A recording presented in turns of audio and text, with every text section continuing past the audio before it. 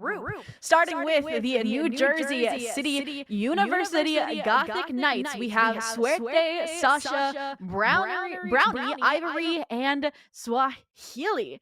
I have not gotten to see any of these teams because they had to bye the first week. So I'm excited to see what comps they pull out, what these players are going to be playing. But Mick, why don't I hand it over to you to cover our next team, their opponent, Uno Black.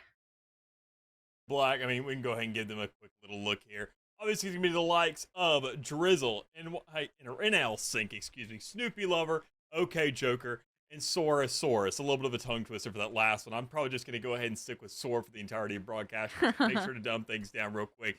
Can't go for these alliterations all day, but I mean, knowing that Uno Esports, obviously, once again, another one of those teams, same exact thing that we're dishing out. I mean, kind of typical right in the middle of the road, and even then with a new season, even then not really too much of a new roster, all things considered, we're just supposed to see kind of the refinement here, because I always like to call the fall semester when we see a new year coming our way, be more of those kinds of training grounds for teams. And now that we're in the spring, it's one of those points to where it feels like two sides of the coins. It's not saying we have that middle area of the season where you're kind of getting into the gear of things, you're getting into that groove. It's, okay, I just met these guys, or I've at least seen them around and play with them every here and there.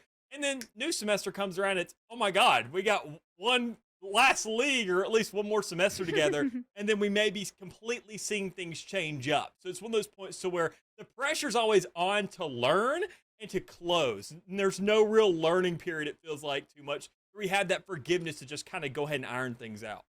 Well, I completely agree. And that's the unique thing about NJCU is there's nothing to go off of. There's no learning material because this is going to be their first week. Versus for Uno Black, we have the first week results where they played against SWOSU Blue and unfortunately lost a very close 2-1. So as we go into map select, it makes sense that the first ban from Uno Black was actually the map they lost to that team. A very close, 13-11. So I'm sure they wanted to get that out of the way and get to the maps they were confident on, which is why I think it's actually interesting that New Jersey City University picked Breeze, because a little spoiler for you is that Sync on the side of Uno Black is a demon on the jet on Breeze. So we'll be keeping an eye out for that. But otherwise, what else sticks out to you here, Mick? I mean, already just seeing the fact that, okay, we're looking at no Sunset, we're looking at no Ascent, and I mean, those two maps kind of feel like the default. They feel like a very much kind of easy breezy, same old home grounds kind of stadium setup that we got, because when Ascent, if that map was to ever leave rotation, which I doubt it will, Sunset, whenever it got first introduced, it was one of those faster maps to get adjusted to, quite frankly. We saw a lot of collegiate teams picking it up, even though it feels like they're the last in terms of the ladder to kind of go ahead and start making those adaptations, start picking things up.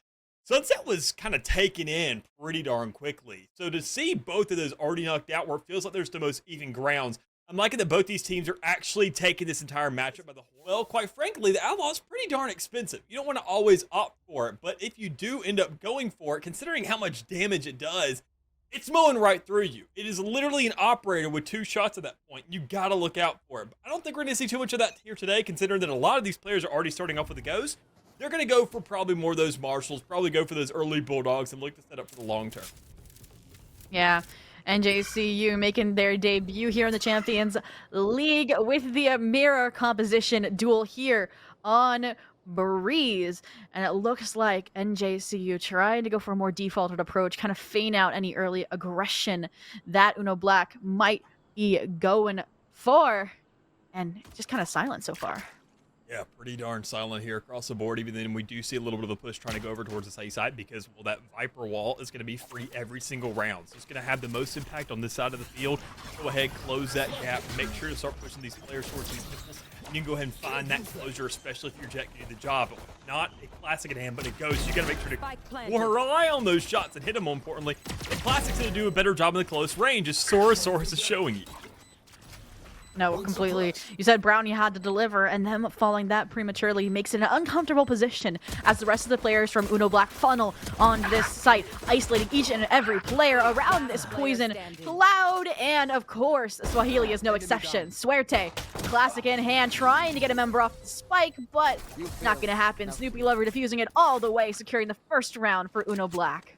And a clean and swift one at that already. I mean, going ahead, seeing Soro start things off, find those clean kills towards that outer temple, looking to get these characters underway and looking to get that first round to work with. You're looking for these easy kills, and when you see that Viper walk underway, you're knowing that, okay, that's the line of scrimmage, and as soon as that thing drops, it's going to be bloodshed everywhere, and if you get your KO in the front end of that, that's one of those players that you don't really mind too much actually dropping in the process. The knife goes off, it has a suppress that feels like lasts for literally ever in terms of a pistol round, and you have all these kinds of trade-offs that'll take place. So I talked about the kinds of buys coming through for the second round. You can see outlaws, you can see bulldogs, you just see that one sheriff as an outlaw in the marshal as well. I mean, it's just nothing but long-range budget guns, and that quite frankly can also give yourself a very, very good round in the third, if not a complete success. Yeah, but Riot going back on their decision, deciding to open up halls. One of my, favorite things recently, them recognizing it leaned too much in favor of the defenders here, and that allows these attackers now to lurk up, forces you to even have a trip or a player there watching it. So I want to see what they can do here, if they're going to open door, Brave onto the A site, or if they even decide to hit a site. I mean, Spike still didn't spawn. It's just slowly moving around the map, and I mean, you really can't blame them for this. You look at the start, you look at NJCU, they're not really going for an actual round of trying to get that spike down. As great as it would be to get that money, and 9 times out of 10, you'll see teams actually going for that. They want to kind of lurk around, they want to play a little more individually, and they don't want to let that audio cue go off and say, oh, that's where the spike's been dropped. Because they're going to be worried about dropping players more importantly. They know that this round's going to be pretty darn expensive on the side of Uno Black. They know they're going to be purchasing these outlaws, these guardians, and they just want to say, if we can remove 2 guns, that's really good. That's better than 3 guns on an underbuy round with a Spectre. But when you look at the lineups and you look at the guns in the hands of these guys, Snoopy Lover with a guardian especially, you just can't really do anything. And that was the reality of the situation before we even started this. I mean, I'm not gonna lie, that looked promising before Snoopy Lover made quick work of them with the Guardian. You can even see here Swahili just trying to get the post-plant money in this situation. A few seconds left, but I mean, thanks for the plant, only 2 on the clock, so might as well swing to make sure you get your full buy here in the third. And it does kind of act as an indicator, right? To see, like, is Uno Black going to be able to keep check on halls, keep check on how much map control they gave up to NGCU going forward, or they're just going to keep taking advantage of it? I love that Hall's call, just because we've now seen for so long where it was just literally pointless sitting there, and Riot finally said, yeah, we should just commit to having it as a legitimate point, or whether or not we just actually want to hold things out. But already you can tell that they decided that it needs to be inside the map. It is part of the identity, and it's a very, very critical point to taking over that A site. But we're not seeing it used at all just yet. Already pushing it to site, right aggressively through the middle. Look at just go through main and take this by force. I mean, Brownie might not have delivered during the pistol, but they certainly are stepping up. Now getting some early frags there on stairs, still playing to play spoiler on the rotations here through mid door as well. Luckily for now, Toxic Screen trying to divide and conquer, so Brownie is going to be the solo player here defending against this orange assault and just chipping away little by little, trying to use the cage for coverage, but low on bullets as well, so time and ammunition not in their favor, nor is this angle against OK Joker. And in the meantime, teammates are falling around them.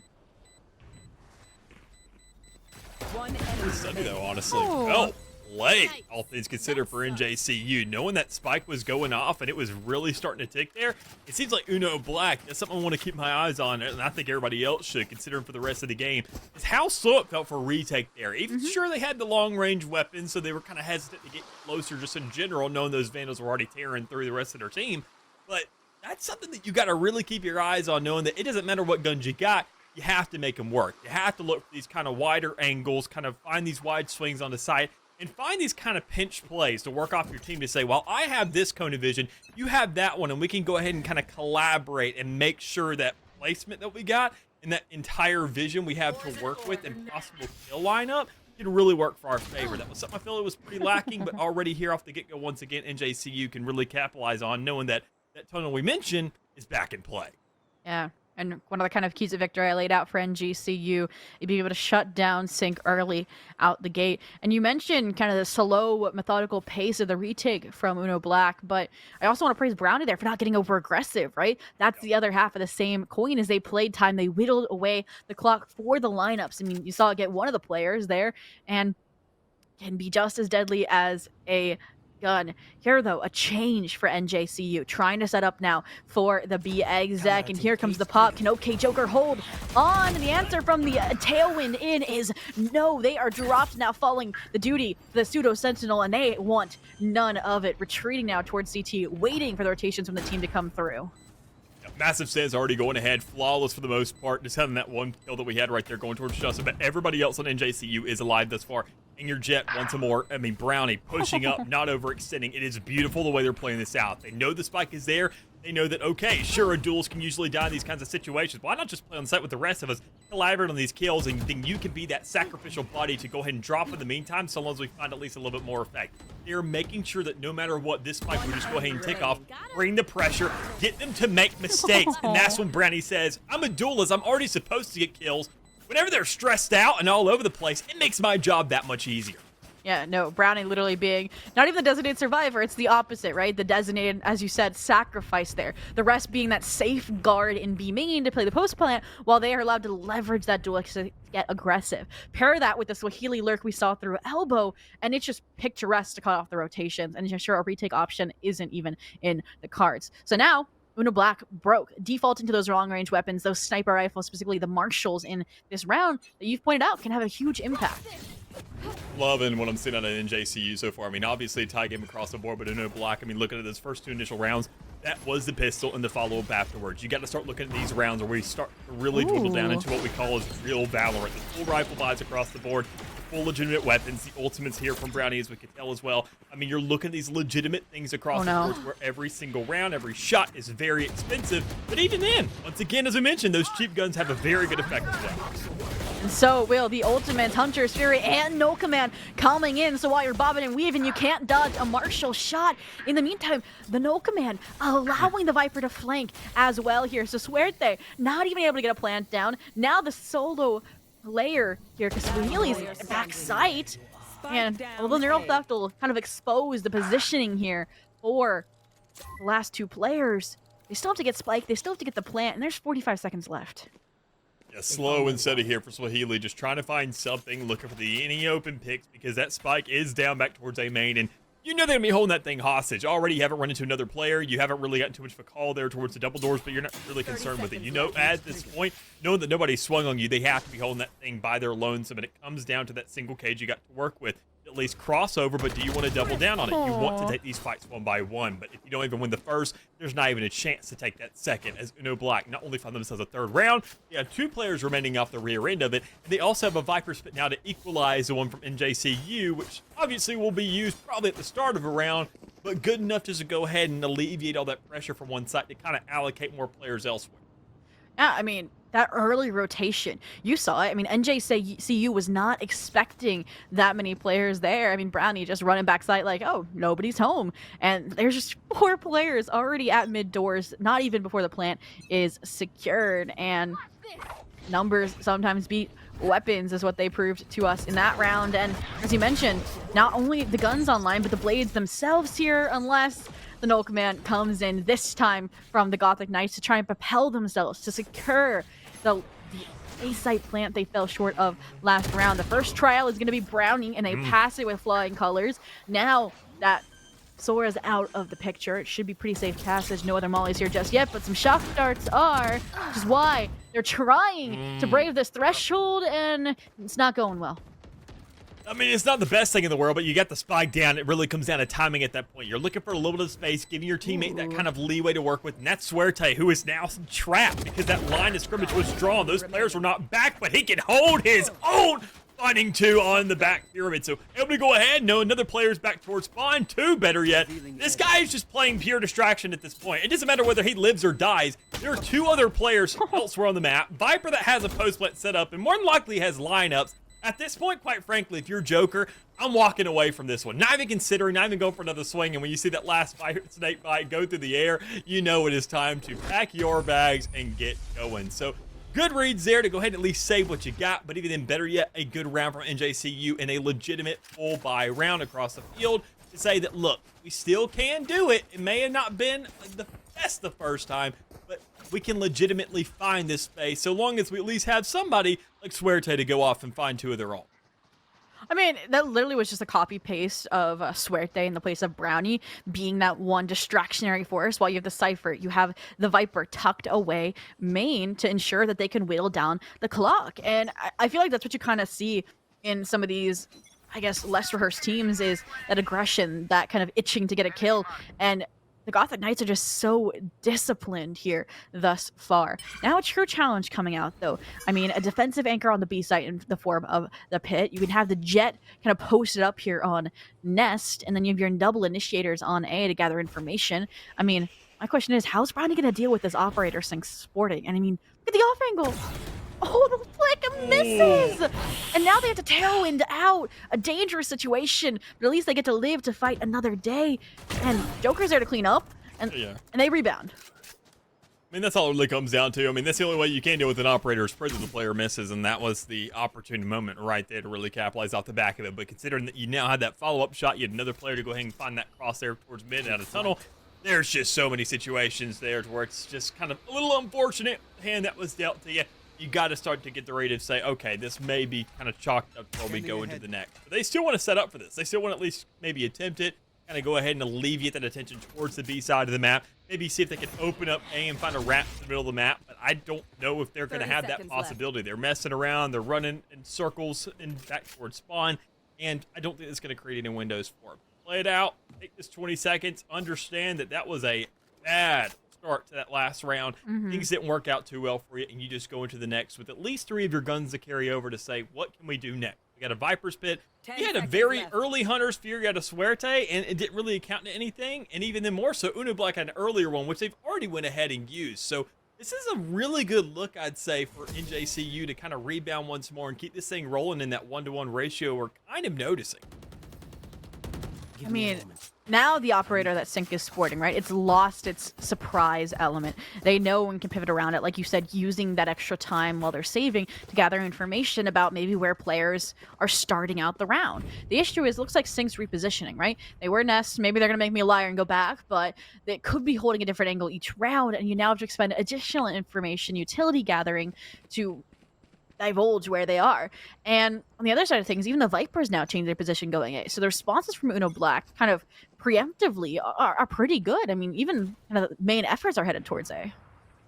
Oh. Already another operator kill. It's these situations where you got to understand that that is going to have a presence somewhere in the map. You got to have that owl drone. You got to invest it pretty early, I'd say now at this point, knowing that operator is still in the field and you didn't find that kill in the last round. So you got to take that sacrifice. And while they're taking the 4,700, you just got to take that extra 400 every round just to go ahead and let you know, maybe I shouldn't peek that, just to save yourself an extra 29 being the gun that is inside your hand thus far. So I think they got to understand out of NJCU specifically, knowing even then that's a Hunter's Fury that's out for the round just in case you really need it. That once again, you're asking for teammates to compensate for it. Already it's looking fairly good, but with more guns being given up than what we can really bargain for, Uno Black may once again have another one of these rounds unlocked where they're just chopping up shot, quite frankly, not even letting them touch the spot. I mean, I was going to joke about it last round that, yes, you have an operator that's an element of surprise, but you also have the Judge in the Viper's Pit. But the Judge gets its opportunity, its starring role there on mid doors to kind of strip the hope away from the Gothic Knights, and Sora is just going to add to that mentality here. Left. I mean, the players divided to one in halls trying to challenge Sync with this operator and not clearing out the angles in the right order. So that leaves Ivory as the next victim of 3K. And I'm starting to see why NL Sync maybe was 24-10 last week on this map. Yeah, it really comes down to whether or not you can hold on to that gun, quite frankly. And I mean, if you can't find the opportunities, and even more so if you're not really investing too much because you're not expecting it to be swinging you, then can you really blame NJCU at the end of the day? It's not going to happen all that often. You're not going to find too much aggressive plays, but when you start to look at that KD ratio, start to ramp a little bit more, you know the NL Sync is definitely going to be getting a little more aggressive with that, saying, okay, I'm starting to heat up. and starting to gear and starting to oil up that machine a little bit. So I think that's going to be something that's going to be a little bit of a dual-sided coin for the side of Uno Black. It's going to look good if you keep finding those first bloods. That Viper's Wall can offer a lot, and even then more so if it's invested to counter, just like that. This isn't even a full buy coming out of them, but still they were able to manage it once, so you know that it is doable at least. I mean, not even just doable, but the pit now in place as well to facilitate it here. And you can still see how thorough Uno Black is being, ensuring there's no lurking players, considering it is, like you mentioned, a thrifty buy. But this is the issue we've seen before. The pacing not right on these retakes is going to give the Gotham Knights the edge here, potentially. So we need to speed up. We need that information gathering that comes in the form of the Neural Theft Expended. Slowly, they're breaching the barrier that is this Viper's world. Let's see if the Deagles can get the job done, but even then, there's not a lot of time left. They waited very long to get this done, and even though if they cut down the majority of the players, so long as there's anybody lurking about still, you can get everything done. And there it is, Ivory, sitting right in the middle between those two temples, able to go ahead and just close out this round. And a thrifty on the board for NJCU will result themselves kind of making sure this game stays close, and, well, if they can carry things on to the next. Justa doesn't get to manage to carry over any massive guns, I'd say, but a Guardian feels just as good as a Vandal on this map, so you really can't complain about it. It's those situations where we talked about already, just making sure to counteract that operator, and honestly, the rest of the round really starts to go smoothly, because if you see that player, if you really can't peek these sights, the rest of those kills, keep in mind, from Drizzle, Snoopy Lover, they were over the course of those earlier rounds. NECC is the one who really wants to start kind of getting things going and shutting these players off. And if you don't let that happen and you find an early pick on them, it completely dismantles Uno's Black's confidence to say, okay, we were relying on this guy. Now, not only do we not have an entry frag or an initial pick, but we don't have a retake if we really need it. I mean, I've been kind of the veteran of saying a retake operator is a double-edged sword, but players prove me wrong time and time again, so I want to give Sync that opportunity to prove me wrong as well. But here's a change as well. Brownie is the one here trying to pave the way forward, and it looks like this time they might cross the threshold that is this doorway. Instead of flanking around, Hunter's Fury's pulled out as well to be a distraction, pave the way forward towards these frags, but it's Snoopy Lover, attentive, prepared, and even knows there's more than just Brownie lurking around the corner. In the meantime, the Joker closed the door to the KO. I think the KO did, which is very smart, allows you to isolate fights, at least to get one, but even then, it's reopened immediately by OK Joker, gets Swahili unexpectedly, so now you're down numbers in a 2v3, strike that, it's your frags, it's a 1v1. So good here from the side of NJCU. Well played, especially out of Justin. Once again, anytime you overextend, he's not just going for the frags at that point, saying, I'm going down with a fight. You're not doing that. You're not setting up for kills and just trying to end out the round blanketly. You're saying something different as initial picks and shutting those things down early. Because we say NJCU be one of those teams where they are not afraid to say, we don't have to push aside. We can save this one. We have 3 players alive. We're not going to attempt this. We're going to respect them, and we'll just go ahead and try again in the next one, rather than just saying, we have to give every round a shot.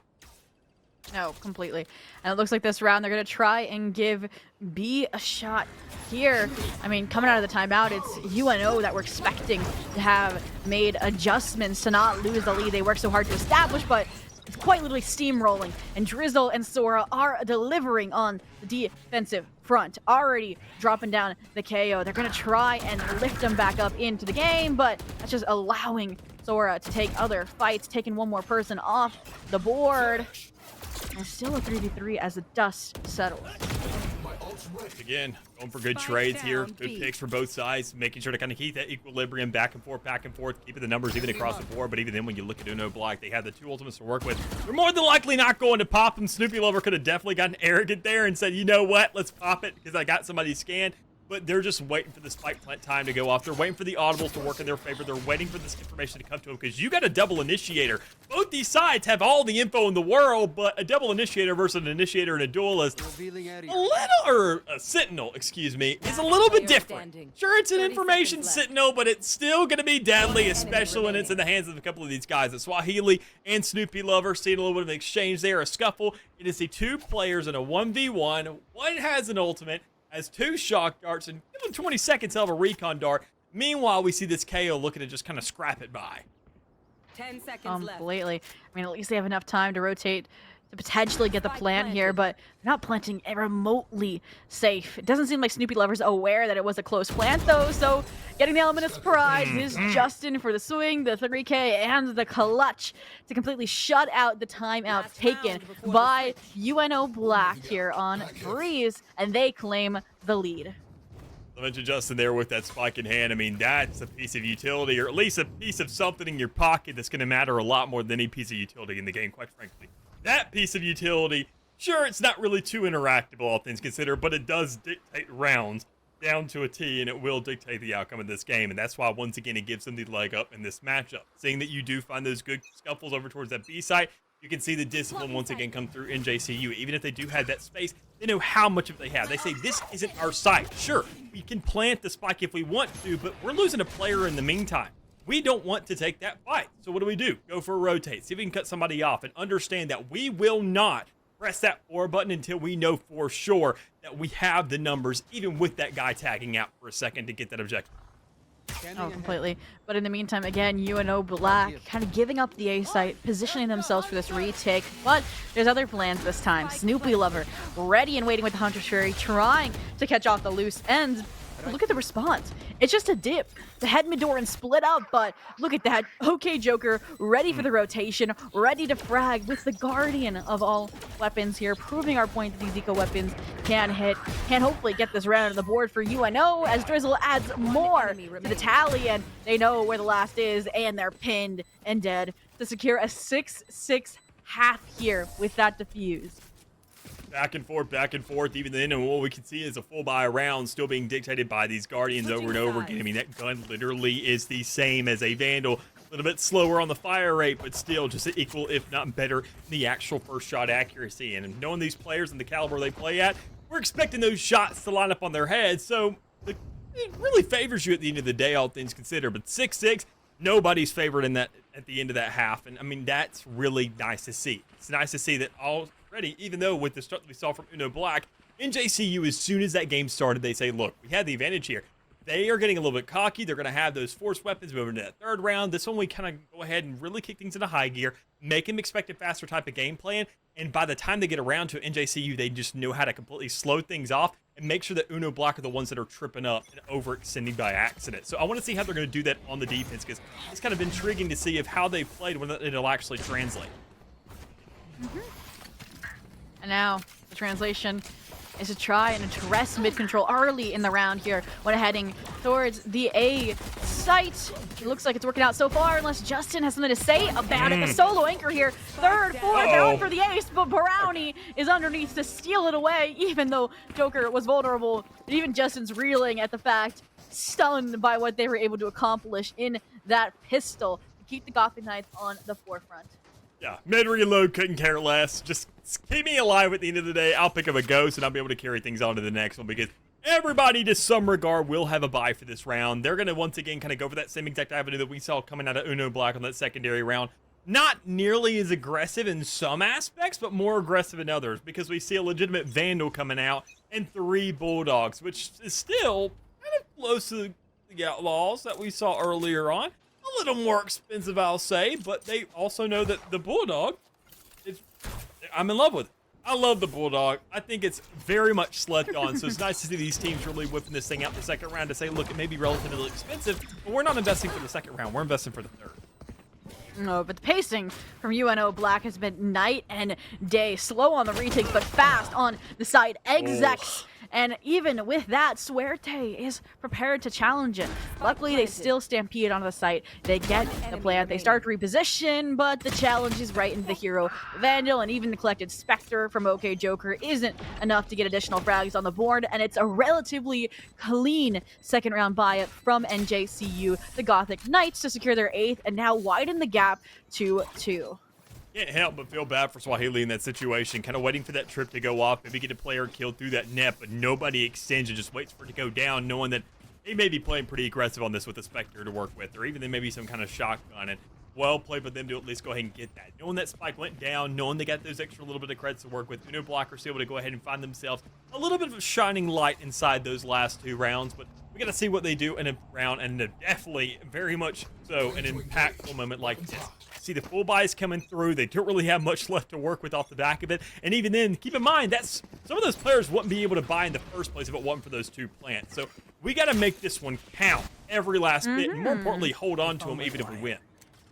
No, completely.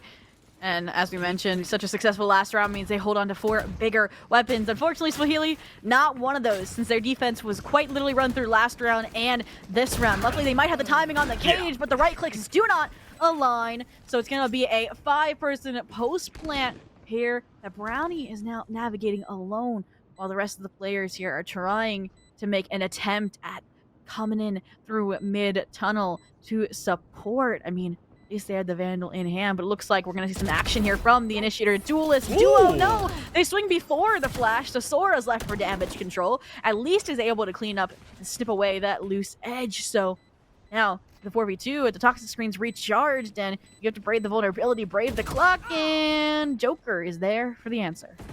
It's something. You can see the exit frags just trying to be at least attempted here. Justin able to go ahead and grab one. We're looking to kind of work off the back of that, look for maybe another if possible.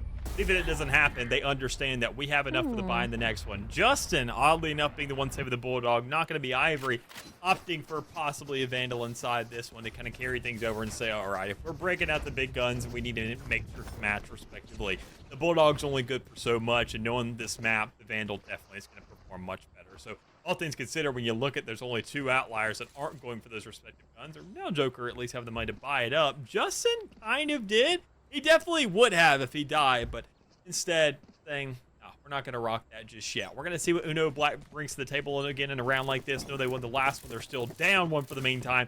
They're attacking South with these 4 rifles. They just be impeccable, and they just meet their make. Yeah. And I mean, you can see already the results of the few rounds weighing in on Swahili. They've been rolled over in that back cubby position, so they're getting out of dodge. They're playing a little bit safer here on wall, and since this is an all B main exec, they're going to be able to play through the toxic screen, pings off the spy cam here, potentially a pillar. Acting as a safe haven, they default to plan B, which is the Sova utility. Even then, though, it's going to be a retake attempt to come through. First Blood finally drawn this late, taking care of the flank here. And now, the double-pronged retake attempt. I mean, you can see the result. Kind of pinned to your back sight, but maybe they're comfortable there. A nice flash, seconds late.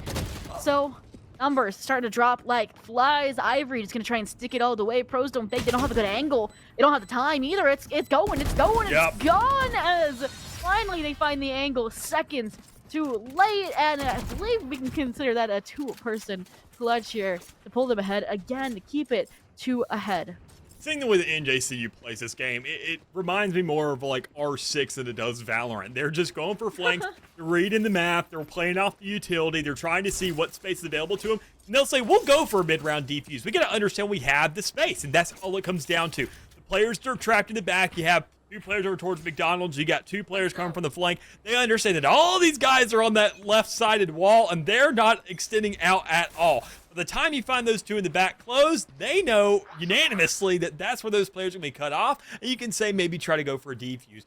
And they just all have this constant understanding of where everybody is and how they can really use that situation to not only alleviate pressure for themselves, but put it onto Uno Black as a result. So the way they're playing this defense, they're playing it almost kind of like their attack. And Uno Black, once again, has to retaliate. They have to find this adjustment and really switch up their flow here to start to meet that. Because, I mean, how can you meet something that's ever changing? Well, I mean, hey, you could put your foot down. You could really win out the start of these rounds. You see a player like that go ahead and get an initial pick, it always leaves a little bit of question in the air. But still, if you play a little bit more lurking, they don't really know how to set that pace because they don't know where you are. I mean, I couldn't have put it better myself. Uno Black making those changes, not going for decisive sight hit, instead going for the slow A split, but the better weapons, again, just leaving them running towards the B site here. And I mean, they still haven't dealt with this Cypher utility. Luckily, Sync's aware of it, just able to dash over and get the information for the teammates. So the unattended kind of stronghold here, but the Cypher utility gets the rotation information. And with the Sova not here on site, they're going to try to catch the timing on Swahili, but even Swahili is aware of it and able to tuck away safely into elbow before Justin is going to be the one to deal with him. See, and once again, I mean, the site hit already going underway. I mean, NJCU looking for this retake, understanding that all 4 players have to be on site before they really start to commit to this. That's when they go for the recon dart. That's when they go for the plays, and that's when they find the initial picks. Knowing that that's where the spike is, they know a player's going to have to swing eventually. I mean, even then, there's one more player left, but they couldn't care less. You have the setup, you have the space. Why not just go ahead and press it, being you got the numbers? Even then, if one player's out for the count, going ahead and sticking that defuse, you still have a 2v1 at the end of the day. So NJCU, these executions, once more, looking outstanding. And I gotta say, that's gonna be Uno's Black's fault to a certain degree, or not even just Uno Black as a team, but better yet, OK Joker. Not putting all the fault on this guy, but you gotta realize how important of a role you have here, because like I said, a well-oiled performance vehicle, when you look at NJCU, what's the big counter to somebody who likes the speed and kind of go ahead and flash their cars? That's going to be an officer with a radar, with the speed gun, better yet. Going ahead and understanding, getting that information to know how fast you're going. And that's your Cypher, but as soon as he's gone, you're kind of out for the count, just like NLSync here. No, completely. And if, NJCU has the radar gun, it is going to be UNO Black completely disrespecting it, speeding over that speed limit right to the side. Luckily, the Warden is there. Ivory Fuerte, quick on the uptake, quick on the retake, draw for suddenly a flawless turnaround in their face to quickly proceed into a 7-11. Another round just kind of forfeited over. That one was a direct hit that just didn't work out too well. We saw that obviously the lurks were working a little bit better there for the likes of Uno Black, setting up these rounds, making sure that by the time the retake comes off, that there's just not as many players and as many resources available to NJCU. But if you got your KO and the Sova there, you're just going to feel suffocated on site, quite frankly. Because you're going to get suppressed and you're not going to be able to really defend yourself. You're not going to have any information to really kind of retaliate to some degree. You're not going to be able to create that space for yourself. And meanwhile, you're going to have that exact same thing just overshadowing you, constantly putting that pressure to the point where you can't breathe. And this point to where you just say you made yourself at home with the spike, it's going to be more claustrophobic than cozy. So seeing the way they're playing this out thus far, Uno Black needs to slow this thing down. I like the hit they made for in the last one and the attempt, but it was a nice reminder saying that's not how you really need to play this. Well, how you think they need to play this is, again, this kind of A split. Luckily, Snoopy Lover making good ground even with the Spectre, buying enough time for Sync to get to the party, but who is also uninvited guest is Brownie with this Operator here, trying to turn what Sync's secret weapon was last half on their head, and suddenly the remaining players for UNO Black are divided. I mean, yes, Drizzle's finally trying to bridge the gap here, and they're actually going to flip the map, come together as a squad, and head B very intelligently. So, looked scary for a minute, but now, question is, can NJCU get there fast enough?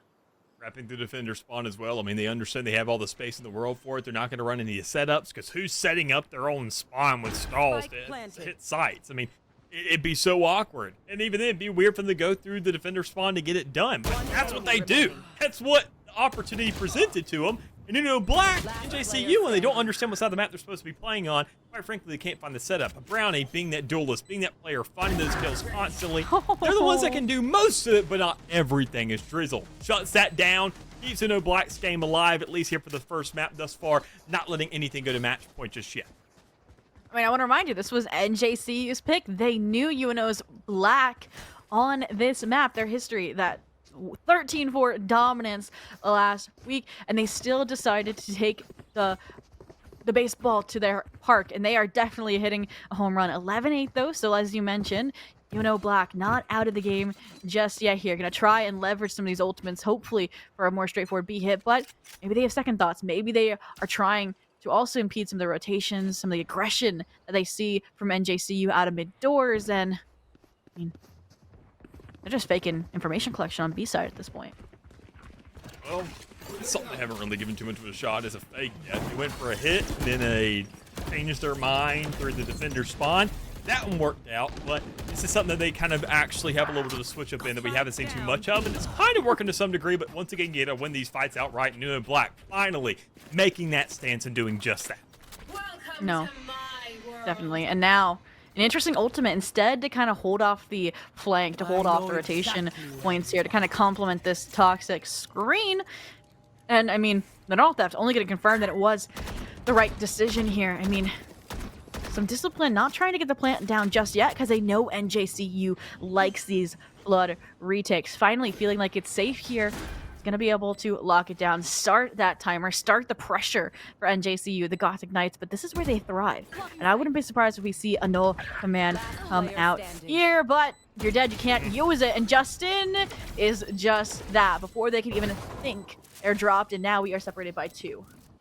Big here for Muno. I mean, they're really starting to get the hang of really how to play this thing. I mean, already in that last round, just a little bit slow to the spike plant, but you can really blame them. I mean, they kind of felt a little bit too comfortable. They thought that somebody else was going to be executing off the back of that, but you got to understand there's also a pretty big window every single time it feels like in JCU's retake situation, so long as they make sure that all the players are there before they go for a hit. So you have ample time to really put that thing down, especially once again if you kind of take one of their playbook, or just the foundations of Valorant, I would say, and know that with that player down, getting that spike off, you're still going to have numbers advantage to work with. Still, great stance for them to understand that they can start to get a couple of these rounds, and that they're starting to understand this flow a little bit. They're not letting NJCU take full control of this map. They're not letting them take it for every single angle, find the flanks, find the lurks up to the mid.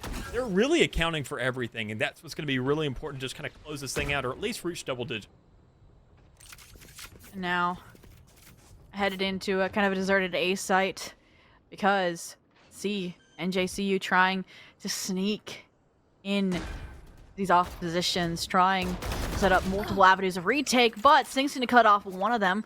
Swahili returning a favor in kind, and I don't want to see hesitation here. I want to see these ultimates get used that the Gothic Knights have been sitting on, and if they're not going to, then Joker is going to take advantage of that. They're going to play aggressive just like this, but Ivory, the defender here, trying to push in off of the distraction, off of the chaos caused by it, and it might just be enough. There's, yes, 2 snake bites, 20 HP, but Clock still has plenty of time here for Ivory to clean it up and get Swear Tape back on the defuse. It's more than enough time there on the clock. Well played from NJCU. A very early kind of hole going down. As you mentioned, those ultimates. I mean, they're not going to go ahead and invest every single one of them. They wanted to split those things up, and I kind of like that mid-round calling to say, look, we can actually invest one for the situation to guarantee these numbers stay in our advantage, rather than just going for a full-fledged approach, throwing every single one of them out there and hoping for the best, because so it's a pretty good indicator. The only spoiler, though, is that UNO Black does have the Hunter's Fury, so they can kind of corral the Viper. They can force Ivory into a position where they can shut it down and get the green light on their site execution. Another thing is, they're really patient, right? So they can kind of wheedle their way in these positions to find out where the Viper is. But, I mean, look at how aggressive we're seeing Brownie here into elbow. Early info. You can see how many players are right down the middle. NJCU making sure that every single one of their boxes are checked. Because mentioned these ultimates, they don't want to use them for nothing. We're not going to see that Viper's pick utilized unless he hears footsteps towards that site and opts into it to kind of go ahead and force people off. Because you can already see that Viper's playing towards the back of that B site. Not looking to stay aggressive, not looking to kind of take control of the map. Saying, give these things up and let it kind of seep into their territory to make our land control that much better. Keep in mind, that's what war's always been over, is power and land is definitely a big note here in Valorant, knowing that already you need these sites, and it comes down to taking them initially and holding them. And with the Viper's Pit, you kind of go ahead and let them know that I'm not just taking this free land. This isn't farmland by any means necessary. This is a civilization of land. No, completely. But the civilization can come crashing down in an instant here. As execution comes through, Ivory again, the defensive force replacing Swahili, who would normally fall short. I mean, Suerte trying to be the final nail in the coffin. I mean, okay, Joker saying it is what it is. I'm going to swing and take these fights, even if I'm at 12 HP. They've gotten 2, still have 3 to go. Might as well be the last round. Gonna invest and use the neural theft to get the wallbang, to get the round, and finish out Breachin is, and I mean, a 3-2 split. I mean, it's consistently kind of normal to pair your Viper and your Killjoy together on a site. I mean, you do it on Lotus. It makes sense for it to be here on the B site as well. I mean, just seeing the way they're already laying this thing out already, kind of that little Star Wars lineup. Lightsabers not really clashing just yet, but on 2 opposite sides of the map, knowing that eventually, inevitably, we will see those things come to go ahead and knock them against each other. But as it stands right now, an early push coming out towards the B site. It's a little bit of a curveball that a lot of teams don't really see coming. They expect it, but they never really set up for it. Because, well, more times than not, you're going to be hitting that A site. You like to go for the close quarter because that's what A is set up for. But when you buy a bunch of ghosts, B seems a lot better. Oh, but what is this really quick rotation coming out from the University of Nebraska Omaha? All 5 members here on the B site versus Spike, and even 2 players have crept all the way through A, about to get to spawn even screens to start denying these rotation points, and it's gonna look scary, I think, here for this retake. 5-on-5 likely. Huh? Huge here for NJCU. So much space for free. We talked about them juking out in that last map. Good God. They just took it to the next level and completely broke UNO Black's ankles in this first. No, completely.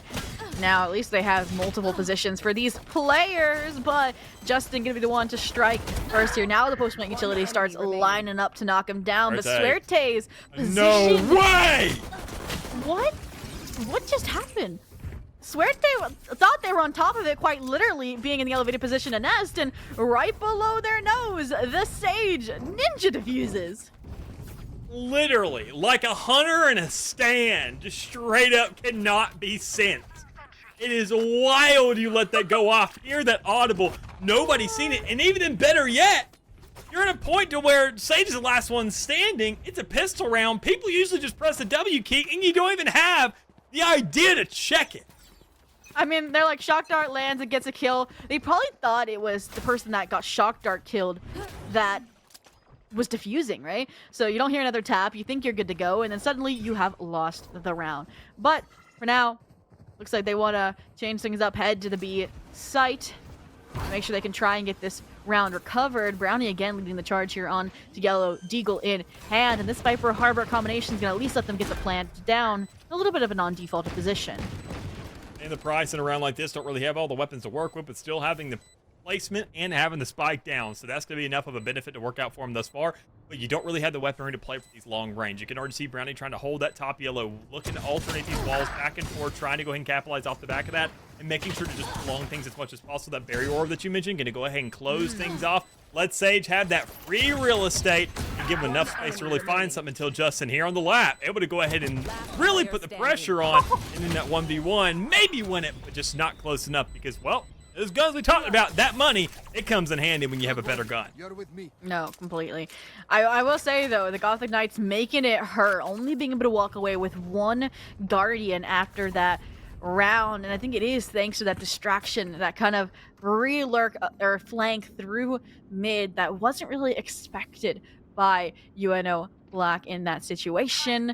But now, the Gothic Knights back to a full rifle buy, so they should be able to hopefully pull a first round out. But even then, I mean, they have to they have to figure out their post plans. I think they also just gotta check, like, gotta keep eyes on that thing. I mean, that's a very, very early lesson to learn, and you would have thought they'd have learned it by now, but even then, yeah.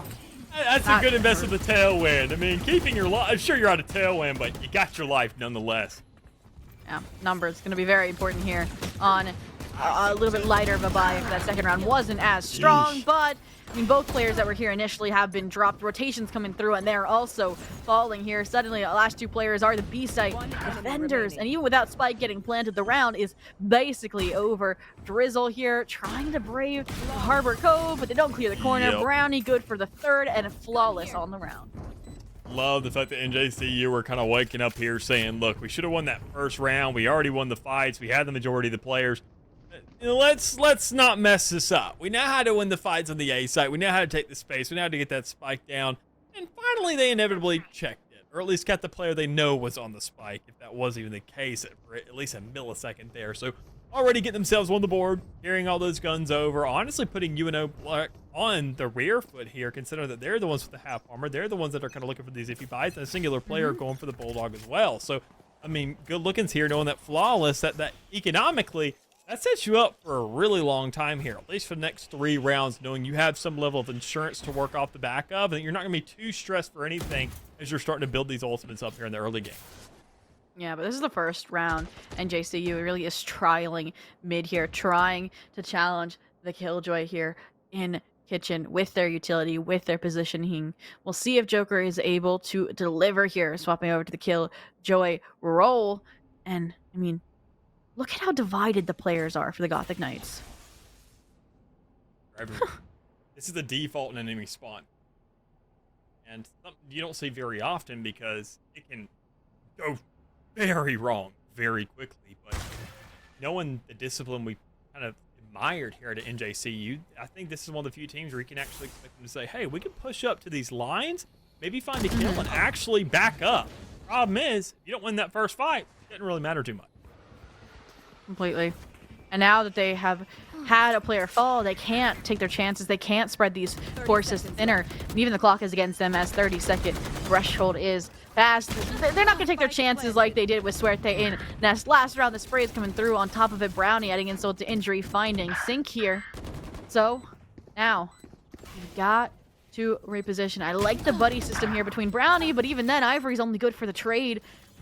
But now, settling in to this 2v2. No real post-plant utility this time for the Gothic Knights, unless the Viper has some snake bites still tucked away. The answer is no here. So, Sora, gonna try to be the distraction, gonna try and force out some of this utility, this cascade, but that's really just allowing the Killjoy to stick and allows them to isolate the fights to get the defuse.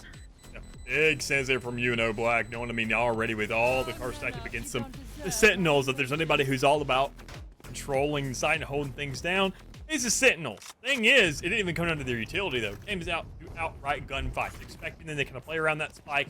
NJCU expected a little bit more stress to come through from UNO there to kind of make a falter and really fall short of kind of getting that space off. But even then, understand that Sage pushing things up, kind of getting aggressive into the face of these players, something you're not expecting, but differentiating and deviating that crosshair away from the spike and really causing that stress once more out of this attacker side to kind of know which angle to check and how to win those 1v2s and 1v1s. That's your best chance there. Make sure the crosshair is off them when the swing comes through, and they can't shoot two places at once.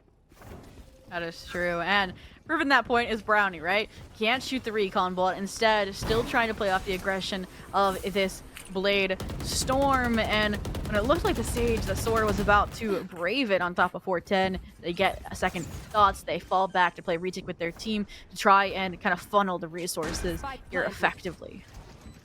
Missed double up draft so much. That's besides the point. All things considered, you already see these Blade Storms coming through, looking for that aggression, looking for at least a little bit of a kill. And Brownie, I talked about the discipline of this guy earlier, but it's not really coming out right now. Understanding that you want to kill, you got to make sure to stay alive with a team, and a classic is better than absolutely nothing. But even better yet, a first blood for Suerte is going to look really good here. Not too much to really work with besides a ghost, but you have a resurrection from that Sage. But in a 3v3 scenario, it should be the Rifles coming out on top, but it is UNO Black coming out with a surprise over it all. Able to go ahead and find this closure of everybody in A main with an absolute mowdown.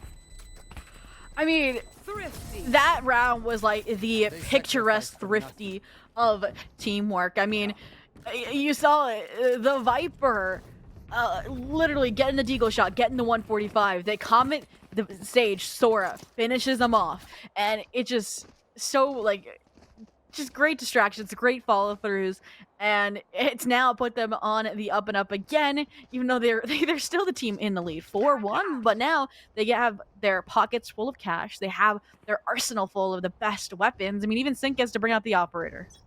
Yeah, showing that, I mean, they can really back themselves up on a map like this, knowing that already, as you mentioned, that operator coming into play. That's what we saw UNO Black really start to excel for a couple rounds on that last map of Breeze, and where they kind of made their own stance, even though it wasn't their map pick. Now that it is their map pick, and now that it is their gun and their safety spot there from NLC, well, that's where you're going to start to see that while it was oppressive earlier, good God, wait till you see what we got to work with here as a third maybe coming through, but Ivory with the first. Yeah, I really thought that slow orb was going to be perfect for kind of the shutdown of this A exec, but the kneecap's getting dropped, the pit as well. But, I mean, look at the Hunter's Fury doing a good job of forcing Ivory's hand, not allowing them plant, allowing the flood of players back into the site. And that's not all the utility. Shock Dart, Swarm Grenade, Snake Bite, you name it, it is there, and it feels like too much for Ivory to handle. They dip, they head B, while Swahili tries to feign this A presence. Love the way they played that. Just going ahead, using the Hunter's Fury just to deny that plant, elongate that a little bit, and then your teammates are already so close to sight, they're expecting, okay, this is a cross-map attempt just to go ahead and stall us for a second. No, it's setting up that space for you to back up so they can move in because they're already there. They're already revving and ready to go, but already still that Viper's Pit also gets dropped as a consequence. So a big investment there for NJCU just for it not really to amount to anything. Yeah. And now the 3v1. Those are snake bites to work with, but not sure if there's enough time to buy, especially when Drizzle's sticked it to half already through the toxins. And I mean, you don't even need multiple people to swing that. Sora, make quick work of it. Getting now the diffuse here to start charging up some of these more important ultimates. But in the meantime, look, Snoopy Lover's going the distance. They want that operator back for sync. They can't find it. Pink yells. There's on top or bottom. They get it. Oh yes! Yeah. This team, I think they know more than enough time of what it really takes for NL Sync to get that operator back online, knowing that's a very big investment and that this guy very much will get first, second, third bloods that we see over and over and over again right from the get-go on the round. We saw it, like I said, maybe 3 rounds on Breeze, 3 to 4 rounds, and now after that first one, we saw a couple missed shots. That operator getting on the field initially on Breeze. You can tell that he definitely feels a lot more at home with these lineups, with these crosshair places on Icebox, and that's going to prove to be much more deadly and a lot more annoying to deal with. Well, you have to place the operator in the right position to get that benefit, to get those shots, and this time, it is not the gamble prediction paying off. Nobody home on A. The real pressure towards mid. OK Joker forced into the back lines to get that heal before re-expressing in to Suerte in to this Deagle that is hitting every shot one after the other. They've got it.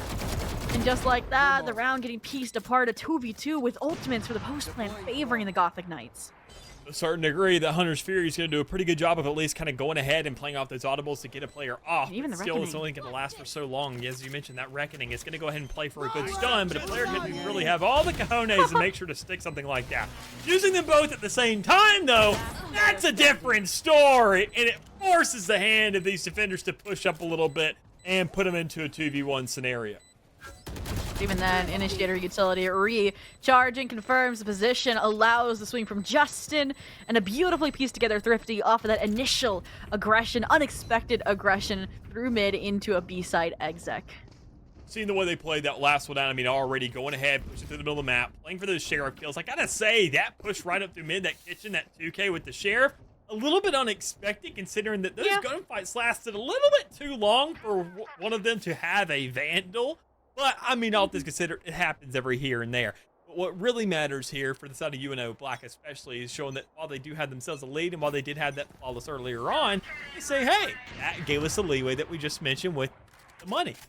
We get another operator, worst case. We're going to find a round to not work out for us eventually. That gamble will end up losing out eventually. And a round like that, you see, it is detrimental. But you do get another shot. And while it may be slow and steady, and while it may be kind of still ringing out, and while you may have already lost a player, depending on how this approach on the A site goes with Drizzle, holding that Viper's with the Judge in hand, it may be an absolute no-brainer to just kind of go ahead, hold this thing out, and make life miserable here for NJCU, or at least to slow them down. Yeah, Drizzle bringing out the Judge Pit combination we saw on B site for Breeze, but like you mentioned, that lockdown gonna make quick work of it, force their hand, force them to be at the perimeter of it just as the execution comes through. I mean, amazing work from Suerte. She gets the first blood, she gets the lockdown, she gets the site for her team. Now, I mean, they're not falling back for post-plant utility. They're playing here, they're playing aggressive, knowing they have the numbers, and we'll see what UNO Black can do to get their way back onto this site.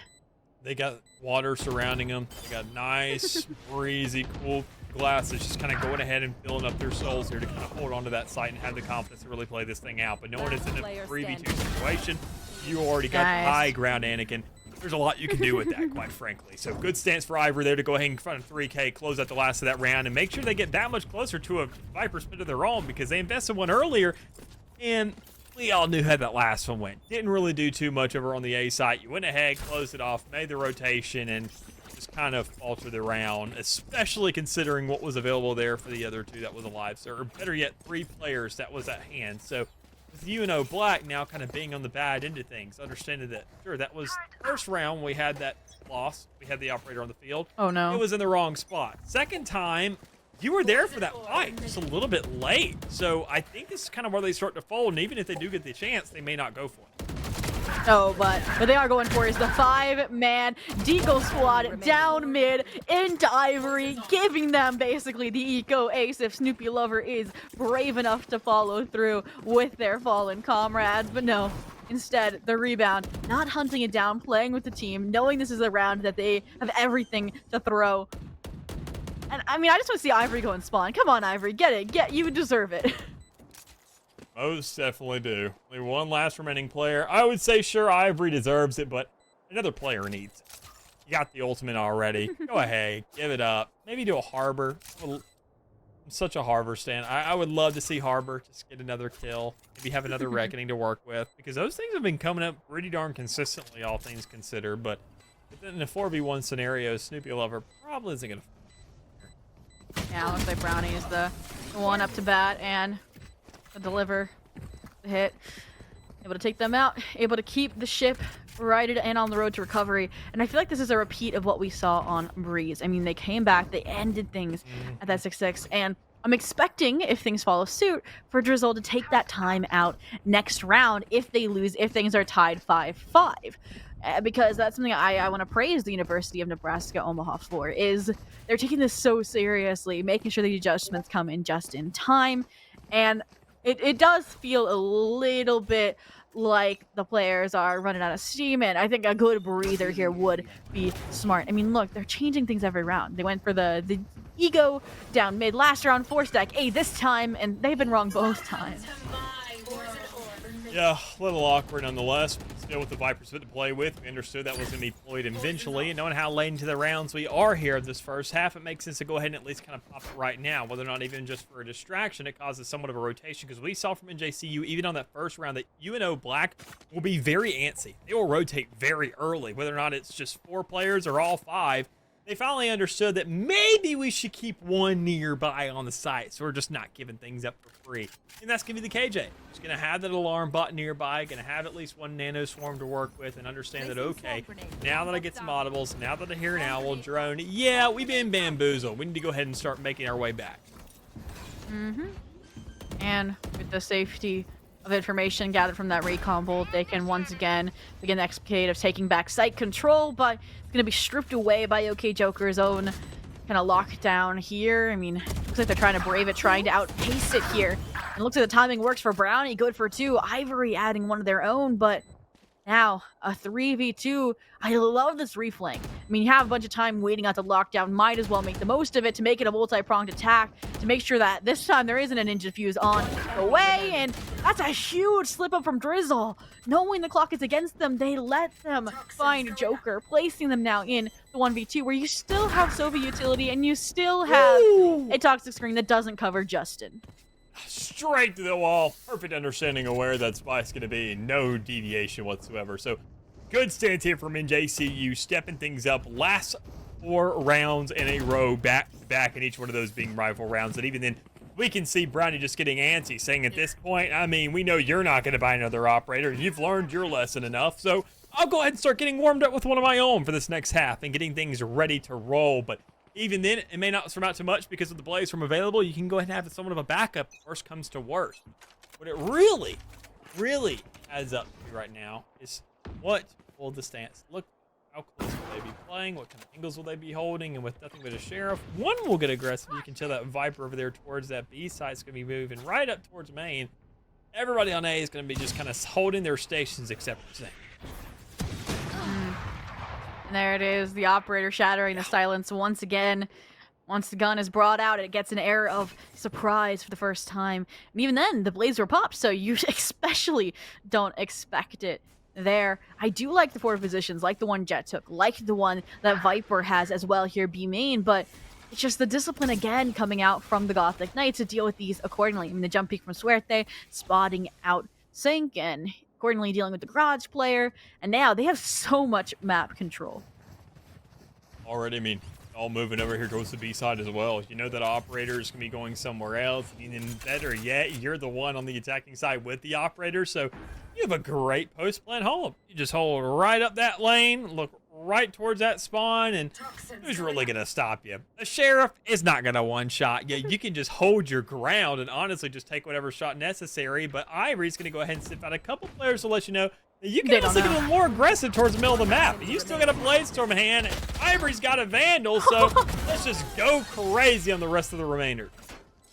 Yeah, and Ivory should be able to cover the operator as well. So have a little bit of fun. Shouldn't cost them much, especially when it's the last round of the half. But I love that for Ivory. It's literally just like a shooting range, like at the carnival. Like you have 3 players about to line them up, and you peek through the little window and take your shots. But looks like for the last round of the half, I mean, UNO Black can invest every penny.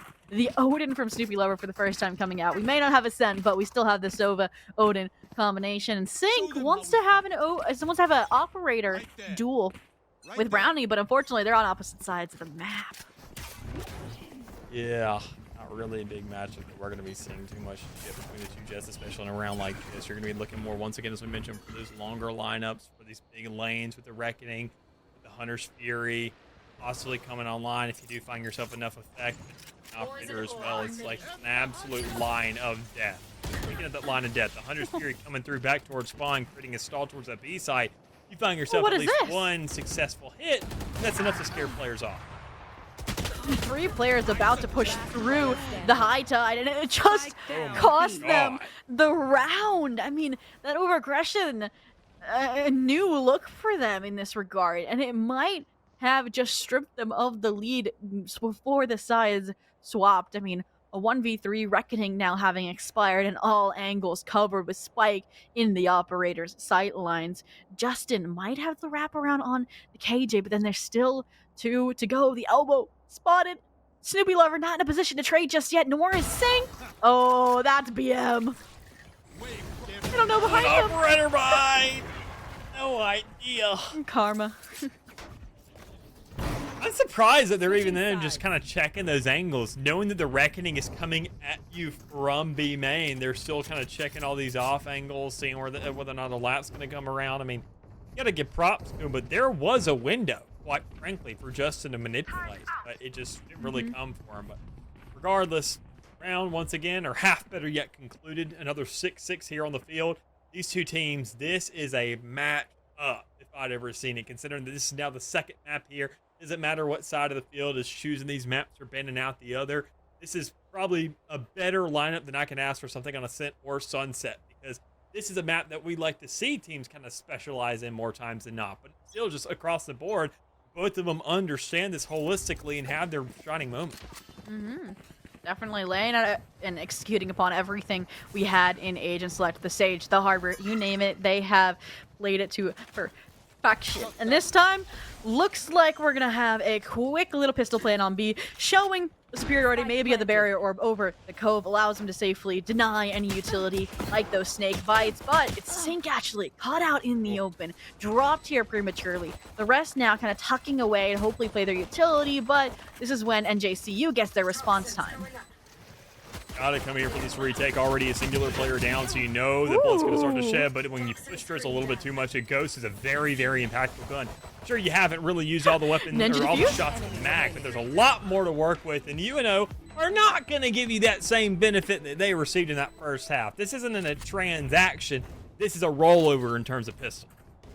If we got a Ninja Defuse for a Ninja Defuse, pistol for pistol, that would have just been the cherry on top to our statement of them being evenly matched. I mean, it would have been a little bit too poetic there. So it is kind of fitting, though, that Sora is the one to kind of dethrone that theory, to push through the high tide, now allowing the team to get these full weapon investments. I love the Bulldog. I love the Guardian as well, so that if you can have a kind of a 2+ person success story, you have a bigger weapons to combat those Vandals. But let's get that far and make sure NJCU doesn't thrift to you first.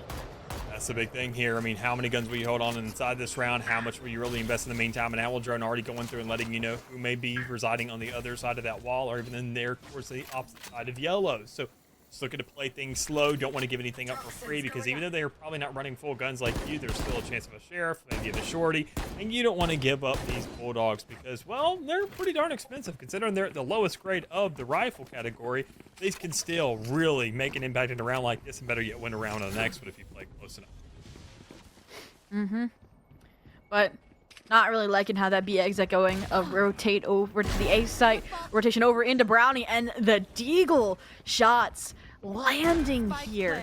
Luckily, they get that little TikTok plant there in Nest, but if there's no players left to defend it, it might not matter. I might have caster cursed them in the pre-round because it is a 2v1. But Justin, no, has only a classic, so they're able to wrestle it back. Joker's heroic moment, saving what looked like it could have been dangerous when it was a 4v2. Still, I mean, regardless of a round like that, you're not only just kind of disappointed with the results, sure, with only 2 players remaining, but knowing that, I mean, there is at least somewhat of a nice light to shed on a round like that.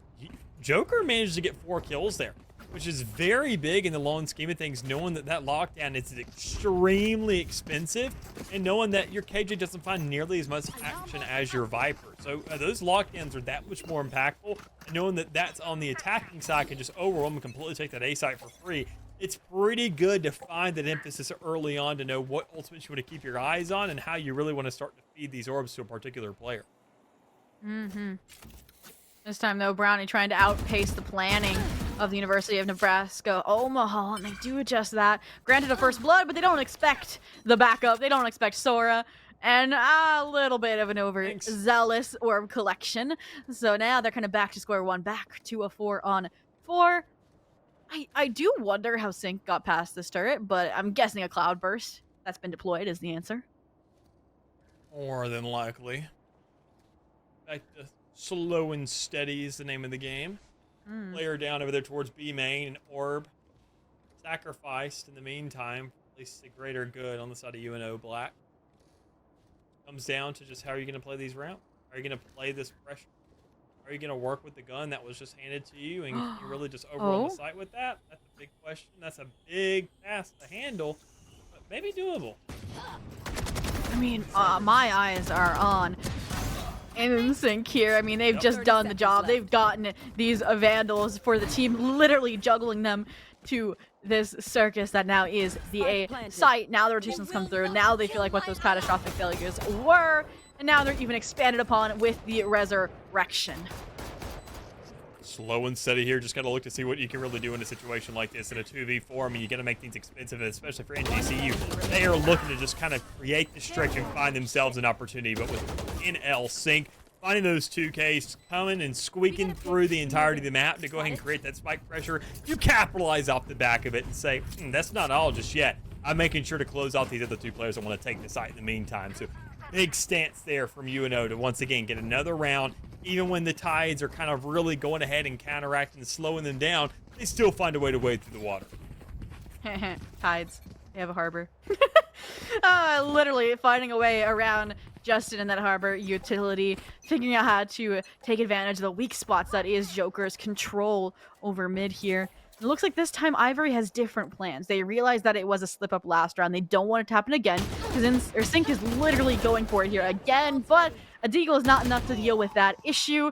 Same is true for Justin over towards B main, and it does feel like NJCU is just kind of throwing themselves at them one after another. I mean, what else can you do on an eco unless you have the blades like a hero like Brownie? But no, just like a tragic tale, they find their end, and it's a 1v3.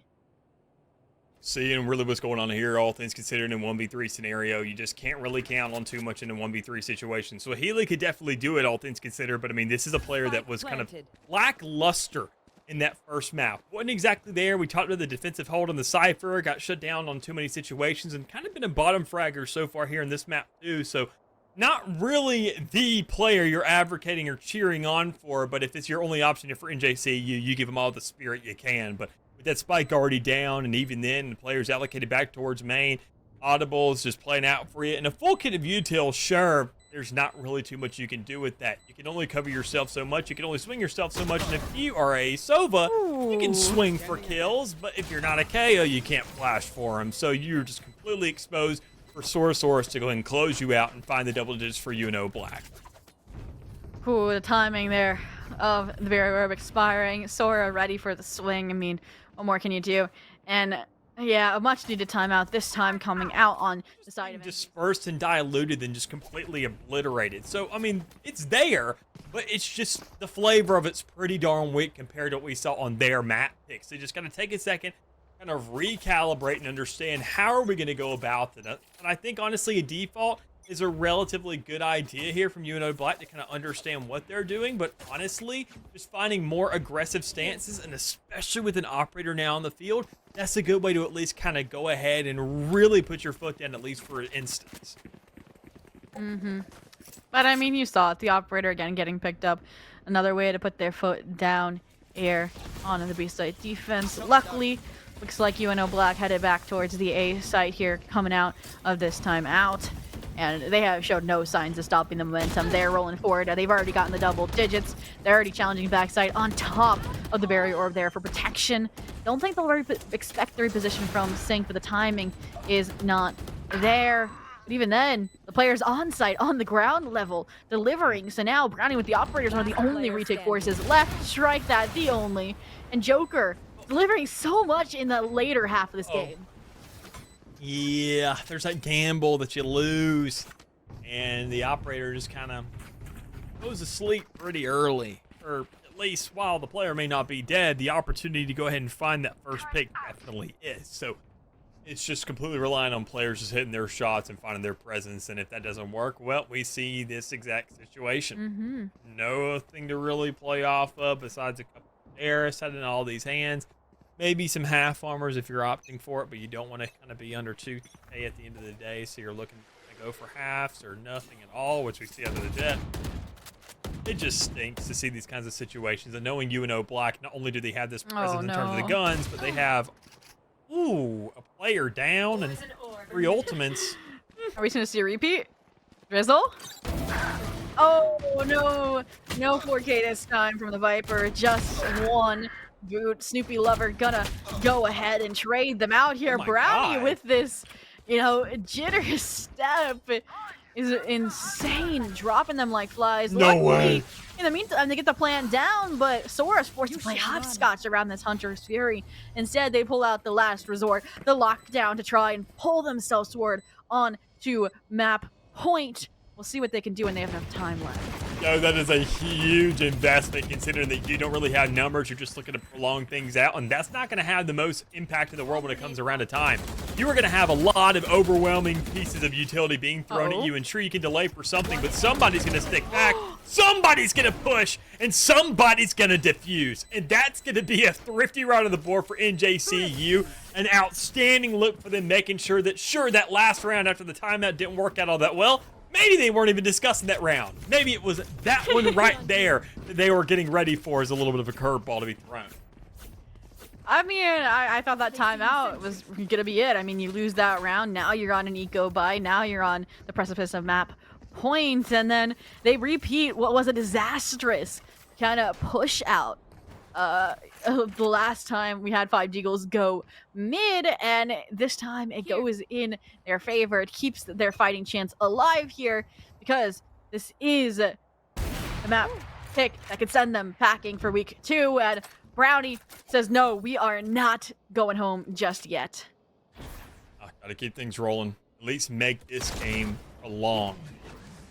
That's really all it comes down to. When you look at these kinds of competition days, if you're a team, I mean, win or lose, obviously, it doesn't really matter, but making it close, that's what's really important. Making every round worth it and seeing what your team looks like when you really stretch yourselves thin and go the distance. But already getting these reps in, finding these rounds over and over again, NJCU starting to show their resilience here.